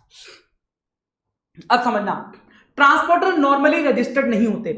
अगर वो रजिस्टर्ड नहीं है तो वो अकाउंट्स कैसे मेंटेन करेंगे, तो ध्यान रखना, उन्हें उसके लिए यूनिक एनरोलमेंट नंबर लेना पड़ेगा, उसे जीएसटी में एनरोल होना पड़ेगा, एक एनरोलमेंट नंबर मिल जाएगा, उसके बेसिस पे वो क्या कर सकता है, अकाउंट्स एंड रिकॉर्ड्स रख सकता है। कस्टोडियन और क्लियरिंग एंड फॉरवर्डिंग एजेंट, अब ये ऐसे लोग होते हैं, जैसे मान लो मेरा माल इंपोर्ट हुआ, कस्टम पोर्ट पे आ गया बॉम्बे में, अब मैं जोधपुर में हूं, मैं बॉम्बे से माल कैसे लाऊं, तो मैंने बॉम्बे में एक बंदे को अपॉइंट कर दिया जो मेरे बिहाफ पे कस्टम से माल क्लियर करवा के लाएगा, उसे बोलते हैं क्लियरिंग एंड फॉरवर्डिंग एजेंट। तो उस क्लियरिंग एंड फॉरवर्डिंग एजेंट को क्या क्या डिटेल रखनी है, तो उसके पास उसने जो गुड्स हैंडल किए हैं मेरे बिहाफ पे, उसका सारा डिटेल उसके पास होना चाहिए, और जब उससे डिटेल मांगी जाए तो वो प्रोवाइड करानी पड़ेगी प्रॉपर ऑफिसर को। अगर कोई व्यक्ति गुड्स और सर्विस को अकाउंट फॉर नहीं करता, मान लीजिए आपके प्लेस ऑफ बिजनेस पे 100 क्वांटिटी पड़ी थी कोई गुड्स की, और आपके बुक्स ऑफ अकाउंट्स में कोई दिख ही नहीं रहा था वो गुड्स, इसका मतलब आपने उस गुड को अकाउंट फॉर नहीं किया, तो डिपार्टमेंट ये मान लेगा कि आपने उस गुड्स को सप्लाई कर दिया, सेल कर दिया, और उसके ऊपर टैक्स पे नहीं किया, तो आपसे वो टैक्स भरवाएगा, डिमांड रेज करेगा टैक्स, इंटरेस्ट और पेनल्टी की, अगर आपने अकाउंट फॉर नहीं किया। तो हर चीज का अच्छे से अकाउंटिंग करना बहुत जरूरी है। कैसे मेंटेन करना है अकाउंट्स एंड रिकॉर्ड्स, तो आपके पास दो ऑप्शन है, या तो आप मैन्युअली मेंटेन कर लीजिए, जैसे आप पहले बही खाते रखते थे, बिल बुक वगैरह होती थी, वैसा मेंटेन कीजिए। आप चाहो तो इलेक्ट्रॉनिक मोड में भी रख सकते हो, लेकिन अगर इलेक्ट्रॉनिक मोड में रखते हो तो वो ऑथेंटिकेटेड होना चाहिए बाय डिजिटल सिग्नेचर। उसके बाद प्रॉपर बैकअप आपके पास होना चाहिए, कल को आग लग जाए, बाढ़ आ जाए, किसी भी प्रकार से अगर आपके रिकॉर्ड्स डिस्ट्रॉय हो जाते हैं तो आपके पास बैकअप होना चाहिए, दूसरी जगह से आप उसको रिस्टोर कर सको। उसके बाद उन रिकॉर्ड्स के साथ छेड़छाड़ नहीं करनी, ना तो उसे मिटाना है, ना ही उसके ऊपर ओवरराइट करना है। मैं तो इवन बोलूंगा एग्जाम में भी आपको कोई इरेज या ओवरराइट वगैरह नहीं करना, अगर कोई गलती हो जाती है तो आप दोबारा लिख दो, लेकिन इरेज ओवर रिटर्न वगैरह नहीं करना है। Audit trail must be maintain for any change और एडिट इन द रिकॉर्ड्स। अब रिकॉर्ड्स में अगर आप कुछ चेंज कर रहे हो या कुछ एडिटिंग कर रहे हो तो सर वहां पे ऑडिट ट्रेल मेंटेन होना चाहिए, पता होना चाहिए कि किसने चेंज किया, कब चेंज किया, ये सारी डिटेल होनी चाहिए। उसके बाद जब भी आपसे ये अकाउंट्स एंड रिकॉर्ड्स मांगे जाएं तो आपको प्रोवाइड कराना है अलोंग विद कोड्स, पासवर्ड वगैरह, अगर किसी भी सच फाइल का है तो वो आपको प्रोवाइड कराना है। उसके बाद कब तक मेंटेन करने हैं इसकी भी बात करते हैं। तो यहां पे बोला गया है कि जिस साल के रिलेटेड वो रिकॉर्ड्स हैं, जिस फाइनेंशियल ईयर के रिलेटेड वो सच रिकॉर्ड्स हैं, उस फाइनेंशियल ईयर की जो एनुअल रिटर्न की जो ड्यू डेट है, वो एनुअल रिटर्न फाइल करने की जो ड्यू डेट है, वहां से 72 मंथ्स तक आपको ये रिकॉर्ड्स मेंटेन करने हैं। मान लीजिए फाइनेंशियल ईयर 23-24 के रिलेटेड ये रिकॉर्ड्स हैं, इसकी एनुअल रिटर्न कब तक फाइल हो सकती है, 31 दिसंबर 2024 तक ये एनुअल रिटर्न की ड्यू डेट है। और यहां से आपको 72 मंथ्स काउंट करने, मतलब 6 साल, 25, 26, 27, 28, 29, 30, तो 31/12/2030 तक आप क्या कर सकते हो, अकाउंट्स एंड रिकॉर्ड्स को रखना पड़ेगा। अब मान लीजिए 2023-24 की एनुअल रिटर्न फाइल करने की ड्यू डेट चेंज हो गई, मान लीजिए ड्यू डेट एक्सटेंड करके कर दी थी 31/3/2025, तो फिर काउंट कहां से होगा, ये एक्सटेंडेड ड्यू डेट से काउंट होगा, तो आपका आ जाएगा 31/3/2031। इस तरीके से आपको काउंट करना है। 72 months from the due date of annual return of such financial year to which such record relates. अब ध्यान रखना, कई बार क्या होता है, मैटर पेंडिंग होता है, कोई मैटर मान लो डिस्प्यूट में है, अपील में है, रिवीजन में है, इन्वेस्टिगेशन चल रहा है, या कोई प्रोसीडिंग चल रही है, कोर्ट केस चल रहा है, तो जब कोर्ट केस प्रोसीडिंग पेंडिंग वगैरह है तो भाई ऐसे केस में जब कोर्ट केस वगैरह में कोई डॉक्यूमेंट चाहिए होंगे तो जरूरत पड़ सकती है डॉक्यूमेंट्स की। और अगर हमने 6 साल बाद डॉक्यूमेंट्स को डिस्ट्रॉय कर दिया, रिकॉर्ड्स को डिस्ट्रॉय कर दिया, तो ऐसे केस में कोर्ट केस वगैरह में जरूरत पड़ेगी तो कहां से लाएंगे। तो यहां पे बोला गया कि अगर आपका कोई ऐसा मैटर पेंडिंग है तो ऐसे केस में आपको क्या करना है, 72 मंथ्स तक तो रिकॉर्ड रखने ही रखने हैं। उसके अलावा अगर आपका मैटर पेंडिंग है तो जब आपका मैटर ये खत्म हो जाएगा, जब ये मैटर आपका डिस्पोज ऑफ हो जाएगा, खत्म हो जाएगा, उसके बाद आपको 1 साल तक ये रिकॉर्ड रखने पड़ेंगे, विच एवर इज लेटर। तो चलिए मान लीजिए a matter of fake ITC for ABC limited was under appeal for financial year 22-23। Appeal has been disposed of on 30th June 2029। Determine the period up to which books of accounts are required to be maintained by ABC Limited related to financial year 22-23। अगर 72 months की बात करें तो 31 दिसंबर 2023 आपका क्या हो गया, due date of annual return. यहां से 72 मंथ्स की बात करें तो 31 दिसंबर 2029 तक आपको रिकॉर्ड्स मेंटेन करने थे। लेकिन आपका एक प्रोसीडिंग पेंडिंग था और उसका डिस्पोज ऑफ हुआ है 30th June 2029 को। तो यहां से अगर मैं 1 साल देखूं तो कितना हो जाएगा, 30th June 2030। तो 30th June 2030 और 31st December 2029 whichever is later, 30th June 2030। तो ये आपका क्या हो जाएगा, ये आपका हो जाएगा, यहां तक आपको रिकॉर्ड्स मेंटेन करने पड़ेंगे। इस तरीके से आपको डिटेल्स मेंटेन करना है। ये आपका होता है अकाउंट्स एंड रिकॉर्ड्स चैप्टर। अब अपन चल रहे हैं ई वे बिल चैप्टर के ऊपर। ई वे बिल चैप्टर क्या है देखते हैं, समझते हैं ये कहां से आया, कॉन्सेप्ट कहां से आया, समझना। पहले क्या होता था, जब भी माल हम ट्रांसपोर्ट करवाते थे तो ट्रांसपोर्टर आपके माल की जिम्मेदारी लेता है। अगर मान लो मुझे दिल्ली से मुंबई माल भेजना है, मैंने ट्रांसपोर्टर को दिल्ली में माल सौंप दिया, अब उसको मुंबई तक पहुंचाने की जिम्मेदारी किसकी है, ट्रांसपोर्टर की। तो इस जिम्मेदारी को लेते हुए वो एक डॉक्यूमेंट इशू करता था जिसे बोलते हैं वे बिल, जिसे बोलते थे वे बिल। आज भी इशू होता है। इसमें क्या डिटेल होता है कि कौन सा माल है, कितनी वैल्यू का है, किसने भेजा है, कहां भेजा है, ये सारी डिटेल इस वे बिल के अंदर लिखी होती है। ट्रांसपोर्टर इशू करता था जो भी माल को ट्रांसपोर्टेशन करवाता था उसे। तो यहां से गवर्नमेंट को एक आइडिया आया कि क्या, कि भाई माल देश में इधर से उधर जा रहा है, गवर्नमेंट को कुछ पता ही नहीं है कहां से कहां जा रहा है माल। तो गवर्नमेंट ने बोला कि हमें रियल टाइम बेसिस पे डेटा चाहिए, कि जब माल जा रहा है तभी हमें डेटा चाहिए। तो गवर्नमेंट ने क्या बोला, जैसे वे बिल होता है वैसे ही उन्होंने बना दिया ई वे बिल। ई वे बिल, ठीक है। अब इसकी कहानी क्या थी, यहां पे बोला कि देखो ई वे बिल का एक अलग से पोर्टल बना दिया, ई वे बिल का एक अलग से पोर्टल बना दिया और बोला कि जब भी आप कोई गुड्स का मूवमेंट करोगे एक जगह से दूसरी जगह पे, अगर आप कोई भी गुड्स का एक जगह से दूसरी जगह पे मूवमेंट करोगे तो मूवमेंट स्टार्ट होने से पहले पहले आपको क्या करना है, ई वे बिल पोर्टल पे उसका डिटेल देना है। ई वे बिल पोर्टल के ऊपर आपको उसका डिटेल देना है और डिटेल दे करके आप क्या कर सकते हो, ई वे बिल जनरेट कर सकते हो, ई वे बिल जनरेट कर सकते हो। और ये आपके लिए एक मैंडेटरी डॉक्यूमेंट कर दिया कि ये डॉक्यूमेंट आपके पास होना चाहिए। और ये कब होगा, जब आप पोर्टल पे डिटेल्स अपलोड करोगे। इस तरीके से गवर्नमेंट के पास रियल टाइम बेसिस पे उसी टाइम पे डेटा आ जाएगा तो गवर्नमेंट उसको अच्छे से कंट्रोल कर सकती है। In normal sense way bill is a receipt और document issued by carrier giving details of shipment including details of consignor, consignee, origin, destination. On similar lines government to monitor the movement of goods come up with the concept of e-way bill, which is an electronic document generated on GST portal by taxpayer giving the details of movement of the goods। तो e-way bill generate होगा वो GST EWB 01 format में होगा, GST EWB 01। और कहां पे होगा, GST का एक e-way bill पोर्टल है जहां पे आप लॉगिन करोगे और आप e-way bill जनरेट कर पाओगे। उसके बाद अच्छा, अब इसके रिलेटेड क्वेश्चन, कब इशू करना है, किसको इशू करना है, कैसे इशू करना है, सारी बातें हम डिस्कस करेंगे। देखिए यहां पे बोला अगर कोई भी रजिस्टर्ड पर्सन जो मूवमेंट ऑफ द गुड्स करवाता है, अगर ऐसा कोई भी व्यक्ति है जो गुड्स को मूव करवा रहा है, तो ऐसे केस में अगर उसका consignment value more than 50,000 rupees है, अगर वहां पे कंसाइनमेंट का वैल्यू 50,000 रुपए से ज्यादा है, तो ऐसे केस में ई-वे बिल जनरेट करना पड़ेगा। अब ये जो मूवमेंट है वो हो सकता है सप्लाई करने के लिए हो, कि मैंने किसी को माल बेचा और मैंने मूव किया गुड्स को एक जगह से दूसरी जगह। दूसरा हो सकता है अदर देन सप्लाई रीजन से, भले ही उसका रीजन सप्लाई नहीं है लेकिन मैं गुड्स को एक जगह से दूसरी जगह मूव कर रहा हूं, तो भी आपको ई वे बिल जनरेट करना पड़ सकता है। या फिर आपने किसी से इनवर्ड सप्लाई परचेज किया किसी अनरजिस्टर्ड पर्सन से, तब भी आपको ई वे बिल जनरेट करना पड़ सकता है, अगर कंसाइनमेंट वैल्यू 50,000 रुपए से ज्यादा है। ध्यान रखना 50,000 भी होगा तो ई वे बिल जनरेट नहीं करना है।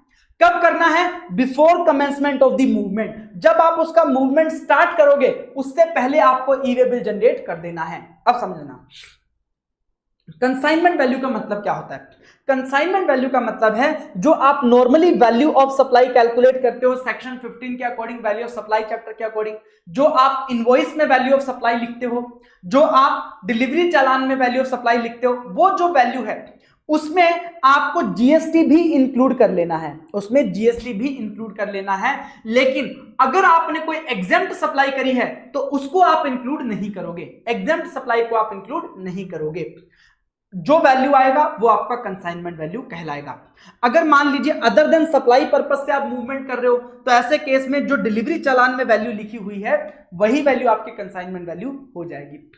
एक तो ये केस हो गया। कब केस हो गया? कि अगर आप मूवमेंट करवा रहे हो और वैल्यू 50,000 रुपए से ज्यादा है तो ऐसे केस में तो आपको ई वे बिल बनाना है।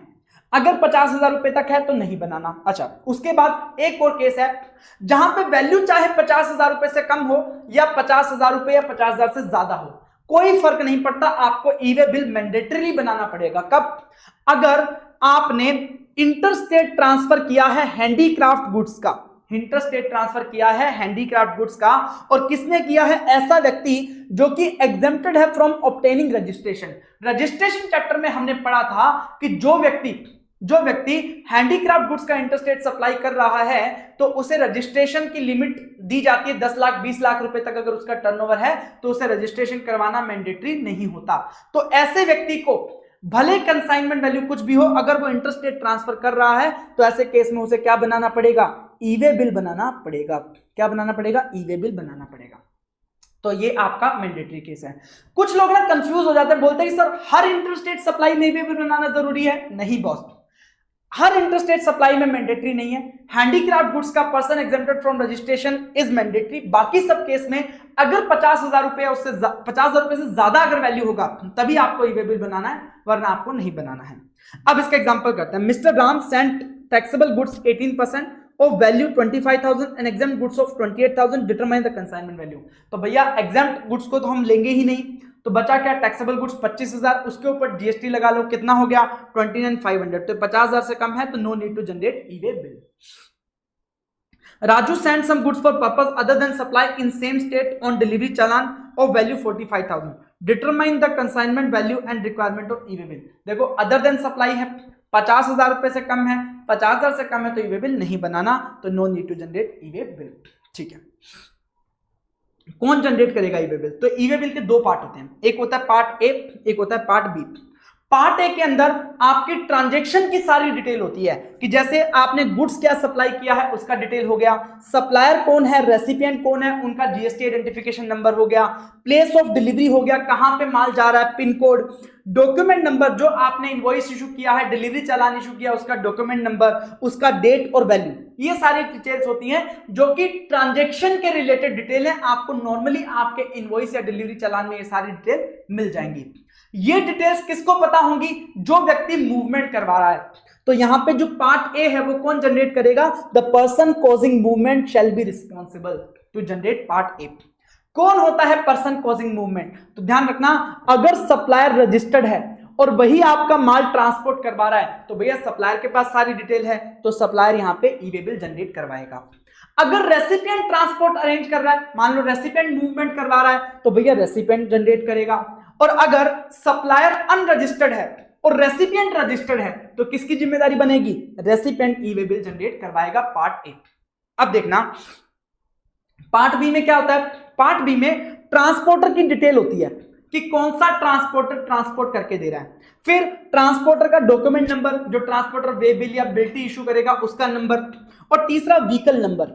किस व्हीकल पे आपका माल जा रहा है उसका रजिस्ट्रेशन नंबर भी आपको मेंशन करना होता है अगर रोड के थ्रू माल जा रहा है। तो सारी डिटेल यहाँ पे पार्ट बी में ट्रांसपोर्टेशन के रिलेटेड होती है। अब ये डिटेल किसके पास होगी? अरे भाई ट्रांसपोर्टर के पास होगी। तो अगर आपने माल ट्रांसपोर्ट किया है थ्रू रोड बाय ट्रांसपोर्टर, तो हमने कोई ट्रांसपोर्टर को बोला कि भैया मेरा माल दिल्ली से मुंबई पहुंचा देना, तो उसको हमने ये काम दे दिया रोड के थ्रू। अब वो ट्रांसपोर्टर क्या करेगा, उसका जो भी अवेलेबल ट्रक होगा उसके अंदर डाल के माल भेज देगा। तो ये जो पार्ट बी है उसके अंदर क्या डालना होता है? व्हीकल नंबर भी डालना होता है। ये किसको पता होगा? ट्रांसपोर्टर को। तो यहां पे जो पार्ट बी फाइल करेगा वो कौन करेगा? ट्रांसपोर्टर फाइल करेगा। उसके अलावा अगर आप खुद के व्हीकल में लेकर के जा रहे हो, खुद के कन्वेंस में आपके पास गाड़ी है उसमें आप लेकर के जा रहे हो, या आपने व्हीकल हायर पे कर लिया और आप उसमें लेकर के जा रहे हो, पब्लिक ट्रांसपोर्ट में अगर लेके जा रहे हो, बस के थ्रू जा रहे हो, तो बस वाला तो आपका ई वे बिल नहीं बनाएगा ना। तो ऐसे केस में आपको खुद को, जो हमने ऊपर देखा, person causing the movement have to make the e way bill का पार्ट बी। अगर मान लीजिए रेल के थ्रू जा रहा है, एयरवेज के थ्रू जा रहा है, वेसल के थ्रू जा रहा है, तो ना तो रेलवे वाले, ना एयरवेज वाले, ना वेसल वाले आपका ई वे बिल नहीं बनाएंगे। तो वो भी आपको खुद को ही बनाना पड़ेगा। जो पर्सन कॉजिंग मूवमेंट है उसी को ई वे बिल का पार्ट भी बनाना पड़ेगा। ये बात समझ गई? एक बात और समझना, पार्ट ए नॉर्मली कौन बनाता है? The person causing movement. लेकिन आप ट्रांसपोर्टर, ई कॉमर्स ऑपरेटर और कुरियर एजेंसी को भी ऑथराइज कर सकते हो, वो लोग भी पार्ट ए बना सकते हैं, कोई दिक्कत नहीं है। उसके बाद एक bill to ship to model का केस आता है। अब बिल टू शिप टू में क्या होता है कि ए ने बी से माल ऑर्डर किया, इधर ए को सी से ऑर्डर आ गया, तो ए ने बी को बोला डायरेक्टली सी को डिलीवर कर दे। ये बिल टू शिप टू हमने बहुत सारे चैप्टर में डिस्कस किया। तो इनमें अगर आप देखोगे तो दो सप्लाई हो रही हैं, बी से ए को और ए से सी को। ये सप्लाई तो दो हो रही हैं, लेकिन गुड्स का मूवमेंट कितनी बार हो रहा है? सिर्फ एक बार हो रहा है। बी ने डायरेक्टली किसको डिलीवर किया है? सी को। तो मूवमेंट एक ही बार हो रहा है, तो ई वे बिल भी एक ही बार बनेगा। तो यहां पे single movement of goods involve है, सिंगल ई वे बिल बनेगा। चाहे वो ए बना ले, चाहे वो बी बना ले, दोनों में से कोई भी सप्लायर चाहे वो जनरेट कर सकता है ई वे बिल। सप्लाई भले ही दो हैं, लेकिन मूवमेंट सिर्फ एक बार हो रहा है गुड्स का। उसके अलावा सर, अब ई वे बिल के दो पार्ट होते हैं, पार्ट ए और पार्ट बी। ठीक है, जब तक ये दोनों पार्ट जनरेट नहीं होंगे तब तक आपका ई वे बिल वैलिड नहीं है, जब तक ये दोनों पार्ट जनरेट नहीं हो जाते। तो पार्ट ए और पार्ट बी दोनों जनरेट होंगे तभी आपका क्या बनेगा? ई वे बिल बनेगा। लेकिन एक एक्सेप्शनल केस है, कौन सा? कि अगर आपका डिस्टेंस जो है अप टू 50 किलोमीटर है, 50 किलोमीटर तक का डिस्टेंस है, विद इन अ स्टेट और यूनियन टेरिटरी है, इंटर स्टेट है या इंट्रा स्टेट है, विद इन अ स्टेट और यूनियन टेरिटरी है, सेम स्टेट और सेम यूनियन टेरिटरी में है, और कहां से कहां पे जा रहा है? From consignor place to transporter place या transporter place to consignee place. तो ऐसे केस में आप सिर्फ पार्ट बी भी फाइल कर दोगे तो भी काम हो जाएगा, सॉरी पार्ट ए भी फाइल कर दोगे तो भी काम हो जाएगा, पार्ट बी फाइल करने की जरूरत नहीं है। इसका एक एग्जांपल देता हूं। मान लीजिए मुझे दिल्ली से माल भेजना था, कहां पे? मुंबई। ठीक है, दिल्ली में मेरा जो लोकेशन है वो है, मान लीजिए यहां पे चांदनी चौक। ठीक है, और जो ट्रांसपोर्टर है वो कहां पे है? हौज खास। और इन दोनों के बीच की दूरी मान लीजिए लेस देन 50 किलोमीटर है और दोनों ही दिल्ली के अंदर आते हैं। तो सर ऐसे केस में, क्योंकि यहां पे मैं कंसाइनर प्लेस, जहां पे मेरी दुकान है चांदनी चौक से लेकर के ट्रांसपोर्टर के यहां पे भेज रहा हूं, तो ये डिस्टेंस 50 किलोमीटर से कम है, सेम स्टेट के अंदर है और कंसाइनर प्लेस से ट्रांसपोर्टर प्लेस जा रहा है, तो ऐसे केस में सिर्फ पार्ट ए भी जनरेट कर दूंगा तो काम हो जाएगा। फिर ट्रांसपोर्टर ने हौज खास दिल्ली से भेजा माल बांद्रा मुंबई। अब बांद्रा में क्या था? इसका ऑफिस था ट्रांसपोर्टर का, तो वहां तक माल भेजा, उसके लिए तो दोनों पार्ट जनरेट होंगे, पार्ट ए भी जनरेट होगा, पार्ट बी भी जनरेट होगा। अब बांद्रा में ट्रांसपोर्टर का प्लेस है और वहां से मेरे को भेजना है कहां पे? अंधेरी। तो बांद्रा से अंधेरी जा रहा है ट्रांसपोर्टर के प्लेस से कंसाइनी के प्लेस तक, तो इसका डिस्टेंस है मान लीजिए लेस देन 50 किलोमीटर और सेम स्टेट यूनियन टेरिटरी में है। तो ऐसे केस में यहां पे भी पार्ट ए सिर्फ बना दोगे तो भी काम हो जाएगा, पार्ट बी की रिक्वायरमेंट नहीं है। मान लीजिए सर सप्लायर और कस्टमर दोनों ही दिल्ली में हैं, सप्लायर ने कस्टमर को माल भेजा लेस देन 50 किलोमीटर है, तो सिर्फ क्या पार्ट ए बनाने से काम चल जाएगा? नहीं बॉस, ये तभी एप्लीकेबल होगा जब सप्लायर से माल कहां जा रहा है? ट्रांसपोर्टर का प्लेस, या ट्रांसपोर्टर के प्लेस से कंसाइनी प्लेस, तभी ये एग्जेम्पशन दिया गया है, बाकी एग्जेम्पशन आपको नहीं दिया गया है। अच्छा, अब एक ट्रांसपोर्टर है, उसके पास तो बहुत सारे लोग आते हैं ट्रांसपोर्ट करवाने के लिए। अब दिल्ली से मुंबई जब ट्रक जाएगा, मान लो वो 100 लोगों का माल लेकर के जा रहा है, तो 100 लोगों ने अपने अलग अलग ई वे बिल दिए होंगे, तो भैया सारे ई वे बिल कैरी करना ट्रांसपोर्टर के लिए मुश्किल हो जाएगा। तो उसे एक ऑप्शन दिया गया कि आप ई वे बिल पोर्टल पे जाओ, सारे ई वे बिल की डिटेल डाल दो जो भी एक व्हीकल में जाने वाले हैं, और उससे आपका एक कंसोलिडेटेड ई वे बिल बन के आ जाएगा, वो आप कैरी कर लो। मान लिया जाएगा कि आपने 100 के 100 ई वे बिल कैरी कर लिए। After e way bill has been generated, multiple consignments are transported in a single conveyance. बहुत सारे कंसाइनमेंट एक सिंगल ट्रक में जा रहे हैं, तो ट्रांसपोर्टर में generate consolidated E way bill indicating serial number of E way bill of each consignment. ये ऑप्शन है, ये मैंडेटरी नहीं है। आप चाहो तो 100 के 100 कैरी कर लो, चाहो तो कंसोलिडेटेड ई वे बिल बना लो।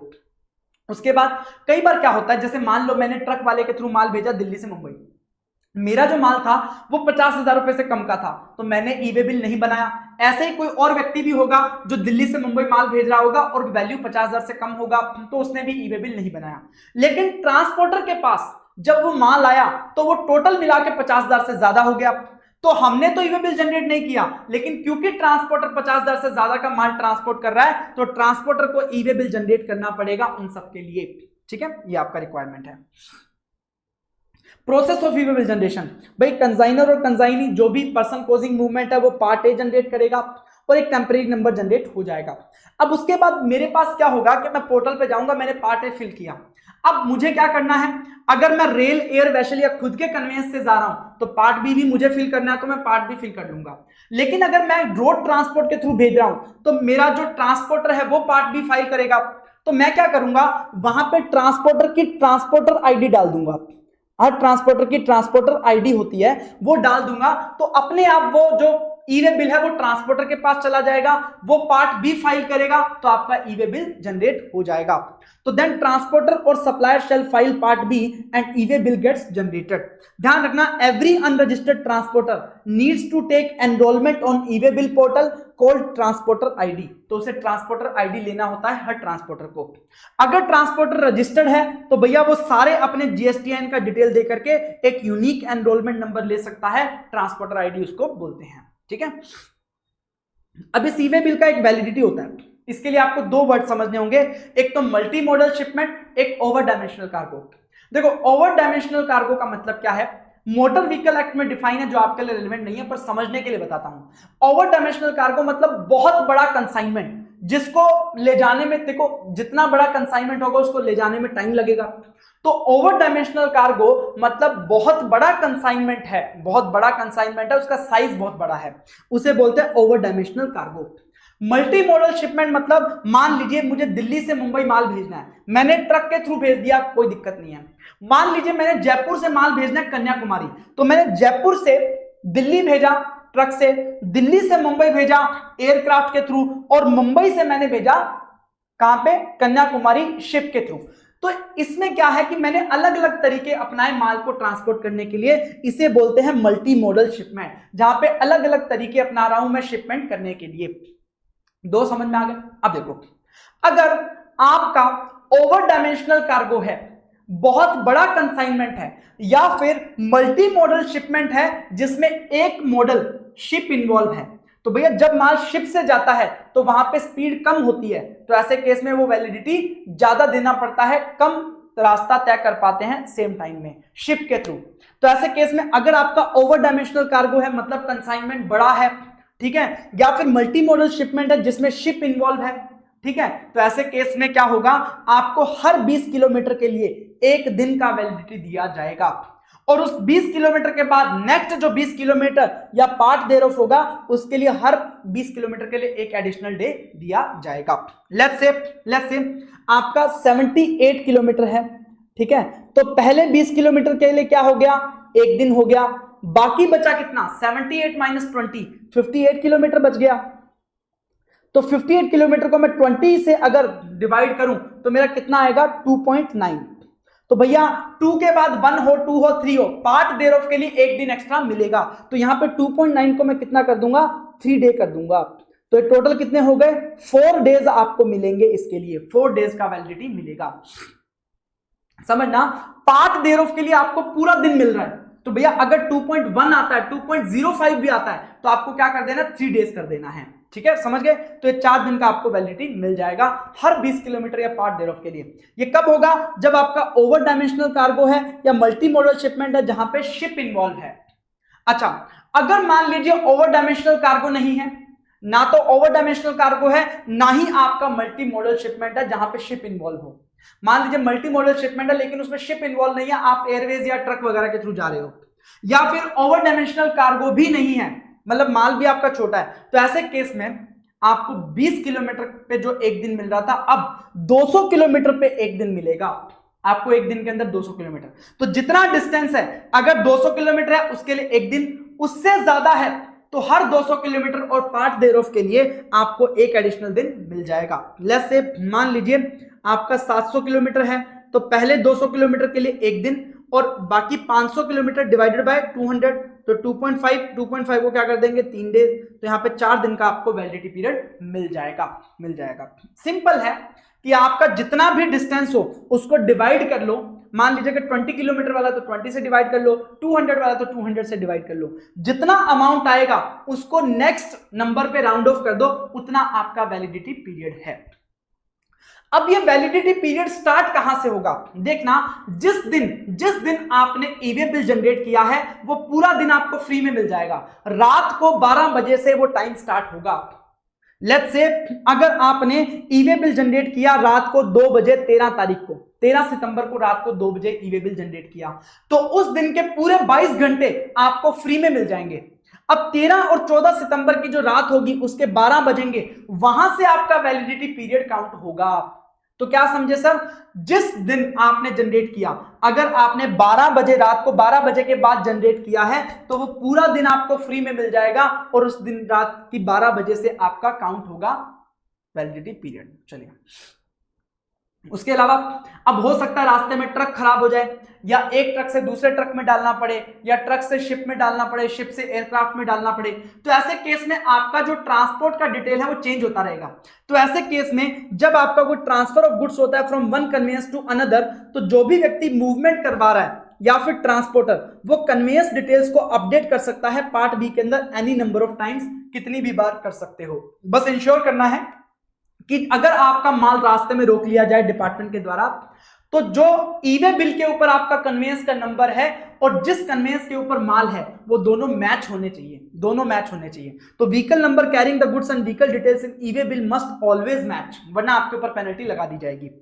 अगर गुड्स आपने ट्रांसपोर्ट नहीं किए या ट्रांसपोर्ट तो किए पर एज पर डिटेल्स प्रोवाइडेड नहीं किए, तो 24 आवर्स के अंदर आप ईवे बिल को कैंसिल कर सकते हो। ध्यान रखना, ईवे बिल को एडिट नहीं किया जा सकता लेकिन कैंसिल किया जा सकता है 24 आवर्स ऑफ द जनरेशन के अंदर, ठीक है। लेकिन ध्यान रखना, अगर जब आपका माल रास्ते में था तो किसी डिपार्टमेंट वाले ने उसको वेरीफाई कर लिया ईवे बिल को, अब आप उसे कैंसिल नहीं कर सकते भले 24 घंटे ना हुए हों।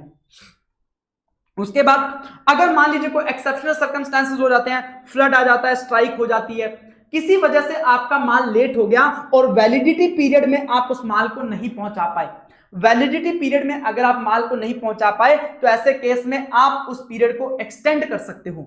एक्सटेंड करने के लिए 8 आवर्स का टाइम मिलेगा, एक्सपायरी से 8 घंटे के अंदर आप कर सकते हो, और उसके साथ आपको रीजन देना पड़ेगा और एक्सेप्शनल सर्कमस्टेंसेस होंगे तभी आपका जो टाइम पीरियड है वो एक्सटेंड किया जाएगा। एक्सेप्टेंस ऑफ ईवे बिल, ये क्या चीज है सर, मान लो सप्लायर ने ईवे बिल बनाया, ठीक है, एंड या फिर ट्रांसपोर्टर ने बनाया, तो इन्होंने जो डिटेल डाली है वो क्रॉस वेरीफाई करने के लिए हम किसको भेजेंगे, रेसिपिएंट को भेजेंगे, अगर रेसिपिएंट रजिस्टर्ड है तो। अगर रेसिपिएंट और ट्रांसपोर्टर ने ईवे बिल बनाया तो क्रॉस वेरीफाई करने के लिए हम सप्लायर को भेजेंगे, अगर सप्लायर रजिस्टर्ड है तो ये होता है ईवे बिल। अब जो जिसको भेजा गया रेसिपिएंट या सप्लायर को, वो इसे एक्सेप्ट करेगा या रिजेक्ट करेगा। अगर उसे लगता है कि डिटेल सही है तो एक्सेप्ट करेगा, वरना रिजेक्ट करेगा। कब तक करना है, 72 hours of the detail being made available on the common portal और time of delivery of goods whichever is earlier. या तो गुड्स की डिलीवरी और 72 आवर्स व्हिचएवर इज अर्लियर तक उसे एक्सेप्ट करना पड़ेगा, रिजेक्ट करना पड़ेगा। अगर उसने एक्सेप्ट या रिजेक्ट नहीं किया तो मान लिया जाएगा ये पीरियड खत्म होने पे कि भैया आपने एक्सेप्ट कर लिया है, आपको पता था, आपका जो है डिटेल सही है, ठीक है। चलिए, अब ऐसी भी कुछ सिचुएशन है जहां पे ईवे बिल जनरेट करना रिक्वायरमेंट नहीं है।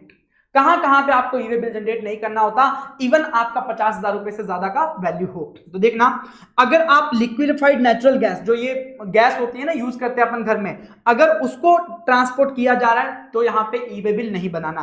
कैरोसिन ऑयल को अगर ट्रांसपोर्ट किया जा रहा है अंडर पब्लिक डिस्ट्रीब्यूशन सिस्टम, जो ये आपके बीपीएल कार्ड होल्डर्स होते हैं, उनको सामान दिया जाता फ्री में और कम रेट में, वो कैरोसिन ऑयल हो गया, तो वो भी यहां पे नहीं आएगा। पोस्टल बैगेज, ये पोस्टल डिपार्टमेंट वाले, इंडियन पोस्ट वाले इतना पोस्ट कैरी करते हैं एक जगह से दूसरी जगह, तो अब अगर इनको ई वे बिल बनाने दे दिया तो दिक्कत हो जाएगी। तो पोस्टल बैगेज के लिए भी आपको ई वे बिल नहीं बनाना। उसके बाद कोई पर्ल्स हैं, मोती हैं, सेमी प्रीशियस, प्रीशियस स्टोन्स है, precious metal, metal clad jewellery, goldsmith, silversmith except imitation jewellery, मतलब जो महंगी ज्वेलरी है, गोल्ड की, सिल्वर की, मोती, हीरे, जेवरात, ये सारे क्या है, बहुत ही सेंसिटिव पार्ट्स हैं, बहुत ही महंगे होते हैं, तो इन पे चोरी का खतरा रहता है। तो अगर हमने ई वे बिल बनवाया तो भैया उसकी डिटेल लीक हो सकती है, और लीक हो जाएगी तो चोरी हो सकती है। तो ऐसे केस में इन चीजों पे ई वे बिल बनाने की जरूरत नहीं है। हाँ, अगर इमिटेशन ज्वेलरी है, नकली ज्वेलरी है, तो यस उसका ई वे बिल बनाना पड़ेगा। अगर करेंसी है तो उसका भी ई वे बिल नहीं बनेगा, ट्रांसपोर्ट हो रही है। कोई पर्सनल हाउस होल्ड इफेक्ट, मान लो मैं घर शिफ्ट कर रहा हूं, एक घर से दूसरी जगह पे मेरे यूज्ड जो पर्सनल और हाउस होल्ड इफेक्ट है वो लेकर के जा रहा हूं, तो मुझे ई वे बिल बनाने की जरूरत नहीं है। कोरल वर्कड और अनवर्कड पे भी ई वे बिल नहीं बनेगा। उसके बाद अगर आप नॉन मोटराइज्ड व्हीकल, घोड़ा गाड़ी, बैलगाड़ी, ऊंट गाड़ी वगैरह पे जिसमें मोटर नहीं होती, अगर ऐसे व्हीकल के ऊपर आप कैरी कर रहे हो तो आपको ई वे बिल बनाने की जरूरत नहीं है। अगर आप गुड्स ट्रांसपोर्ट कर रहे हो जो कि एग्जेम्प्ट है फ्रॉम जीएसटी, जो गुड्स जीएसटी से एग्जेम्प्ट है, तो उन्हें भी ई वे बिल बनाने की जरूरत नहीं है। अगर आप alcoholic liquor for human consumption और 5 पेट्रोलियम प्रोडक्ट, जो diesel, petrol, petroleum crude, natural gas और एविएशन टर्बाइन फ्यूल था, इन सब सारों को जीएसटी से बाहर रखा गया है, तो ई वे बिल का भी रिक्वायरमेंट इसके ऊपर नहीं आएगा। अगर आप नेपाल, भूटान से ट्रांसपोर्टेशन ऑफ गुड्स कर रहे हो या फिर वहां पे ट्रांसपोर्टेशन ऑफ गुड्स कर रहे हो, तो आपको ई वे बिल बनाने की जरूरत नहीं है। अगर शेड्यूल 3 की कोई ऐसी चीज है, शेड्यूल 3 की ट्रांजैक्शन है जो सप्लाई नहीं है, तो ऐसे पे भी ई वे बिल बनाने की जरूरत नहीं। ध्यान रखना, अगर शेड्यूल 3 के अलावा कारण से कोई सप्लाई नहीं है तो ई वे बिल बनाना पड़ता है, लेकिन अगर शेड्यूल 3 के अंडर आती है इसलिए सप्लाई नहीं है तो आपको ई वे बिल बनाने की जरूरत नहीं है। डिफेंस मिनिस्ट्री, जो रक्षा मंत्रालय है, अब उनको तो एक जगह से तोप उठा के दूसरी जगह पे देना जाना पड़ेगा। मान लो पाकिस्तान को खुजली हो रही है, उसकी खुजली मिटाने के लिए हमें तोपें उठा करके पाकिस्तान के बॉर्डर पे लेके जानी पड़ेंगी, तो ये जो मूवमेंट करवाता है रक्षा मंत्रालय, उसके लिए भी ई वे बिल बनाने की जरूरत नहीं है। Central government, state government, local authority ने अगर गुड्स का ट्रांसपोर्टेशन किया है रेलवेज के थ्रू, तो उसका भी ई वे बिल बनाने की जरूरत नहीं है, क्योंकि रेलवे वाले ई वे बिल बनाएंगे नहीं और गवर्नमेंट खुद बनाना नहीं चाहती, तो ऐसे केस में ई वे बिल से एग्जेम्प्ट ही कर दिया। एम्प्टी कार्गो कंटेनर, जिन कंटेनर्स में माल भर के लेके जाया जाता है, जब माल डिलीवर कर दिया उसके बाद वो खाली हो गए कंटेनर, अगर उन खाली कंटेनर्स को एक जगह से दूसरी जगह लेके जाया जा रहा है तो उस पर भी ई वे बिल बनाने की जरूरत नहीं है। खाली सिलेंडर होते हैं जो एलएनजी वाले, उसके ऊपर भी ई वे बिल बनाने की जरूरत नहीं है।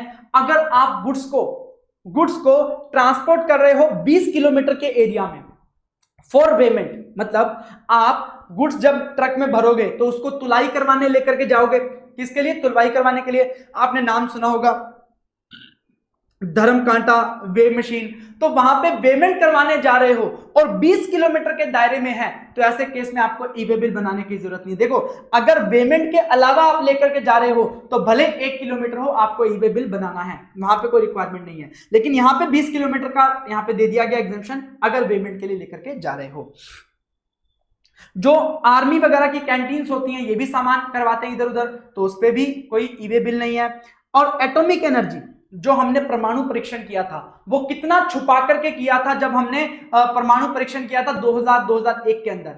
तो भैया ऐसे केस में जो ये न्यूक्लियर फ्यूल्स होते हैं ना, यूरेनियम वगैरह, ये बहुत ही सेंसिटिव होते हैं, ये बहुत ही छुपा करके रखने पड़ते हैं, तो इस पे भी ई वे बिल नहीं बनेगा।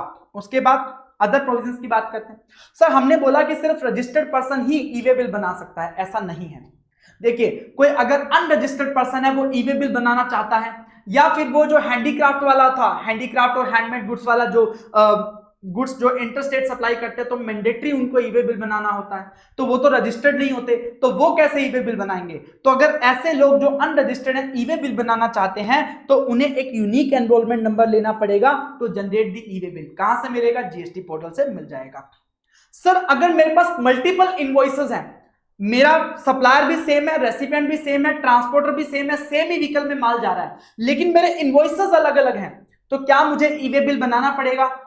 एक ही बनाना पड़ेगा, अलग अलग बनाना पड़ेगा? तो ध्यान रखना, हर इनवॉइस के लिए अलग ई वे बिल बनेगा।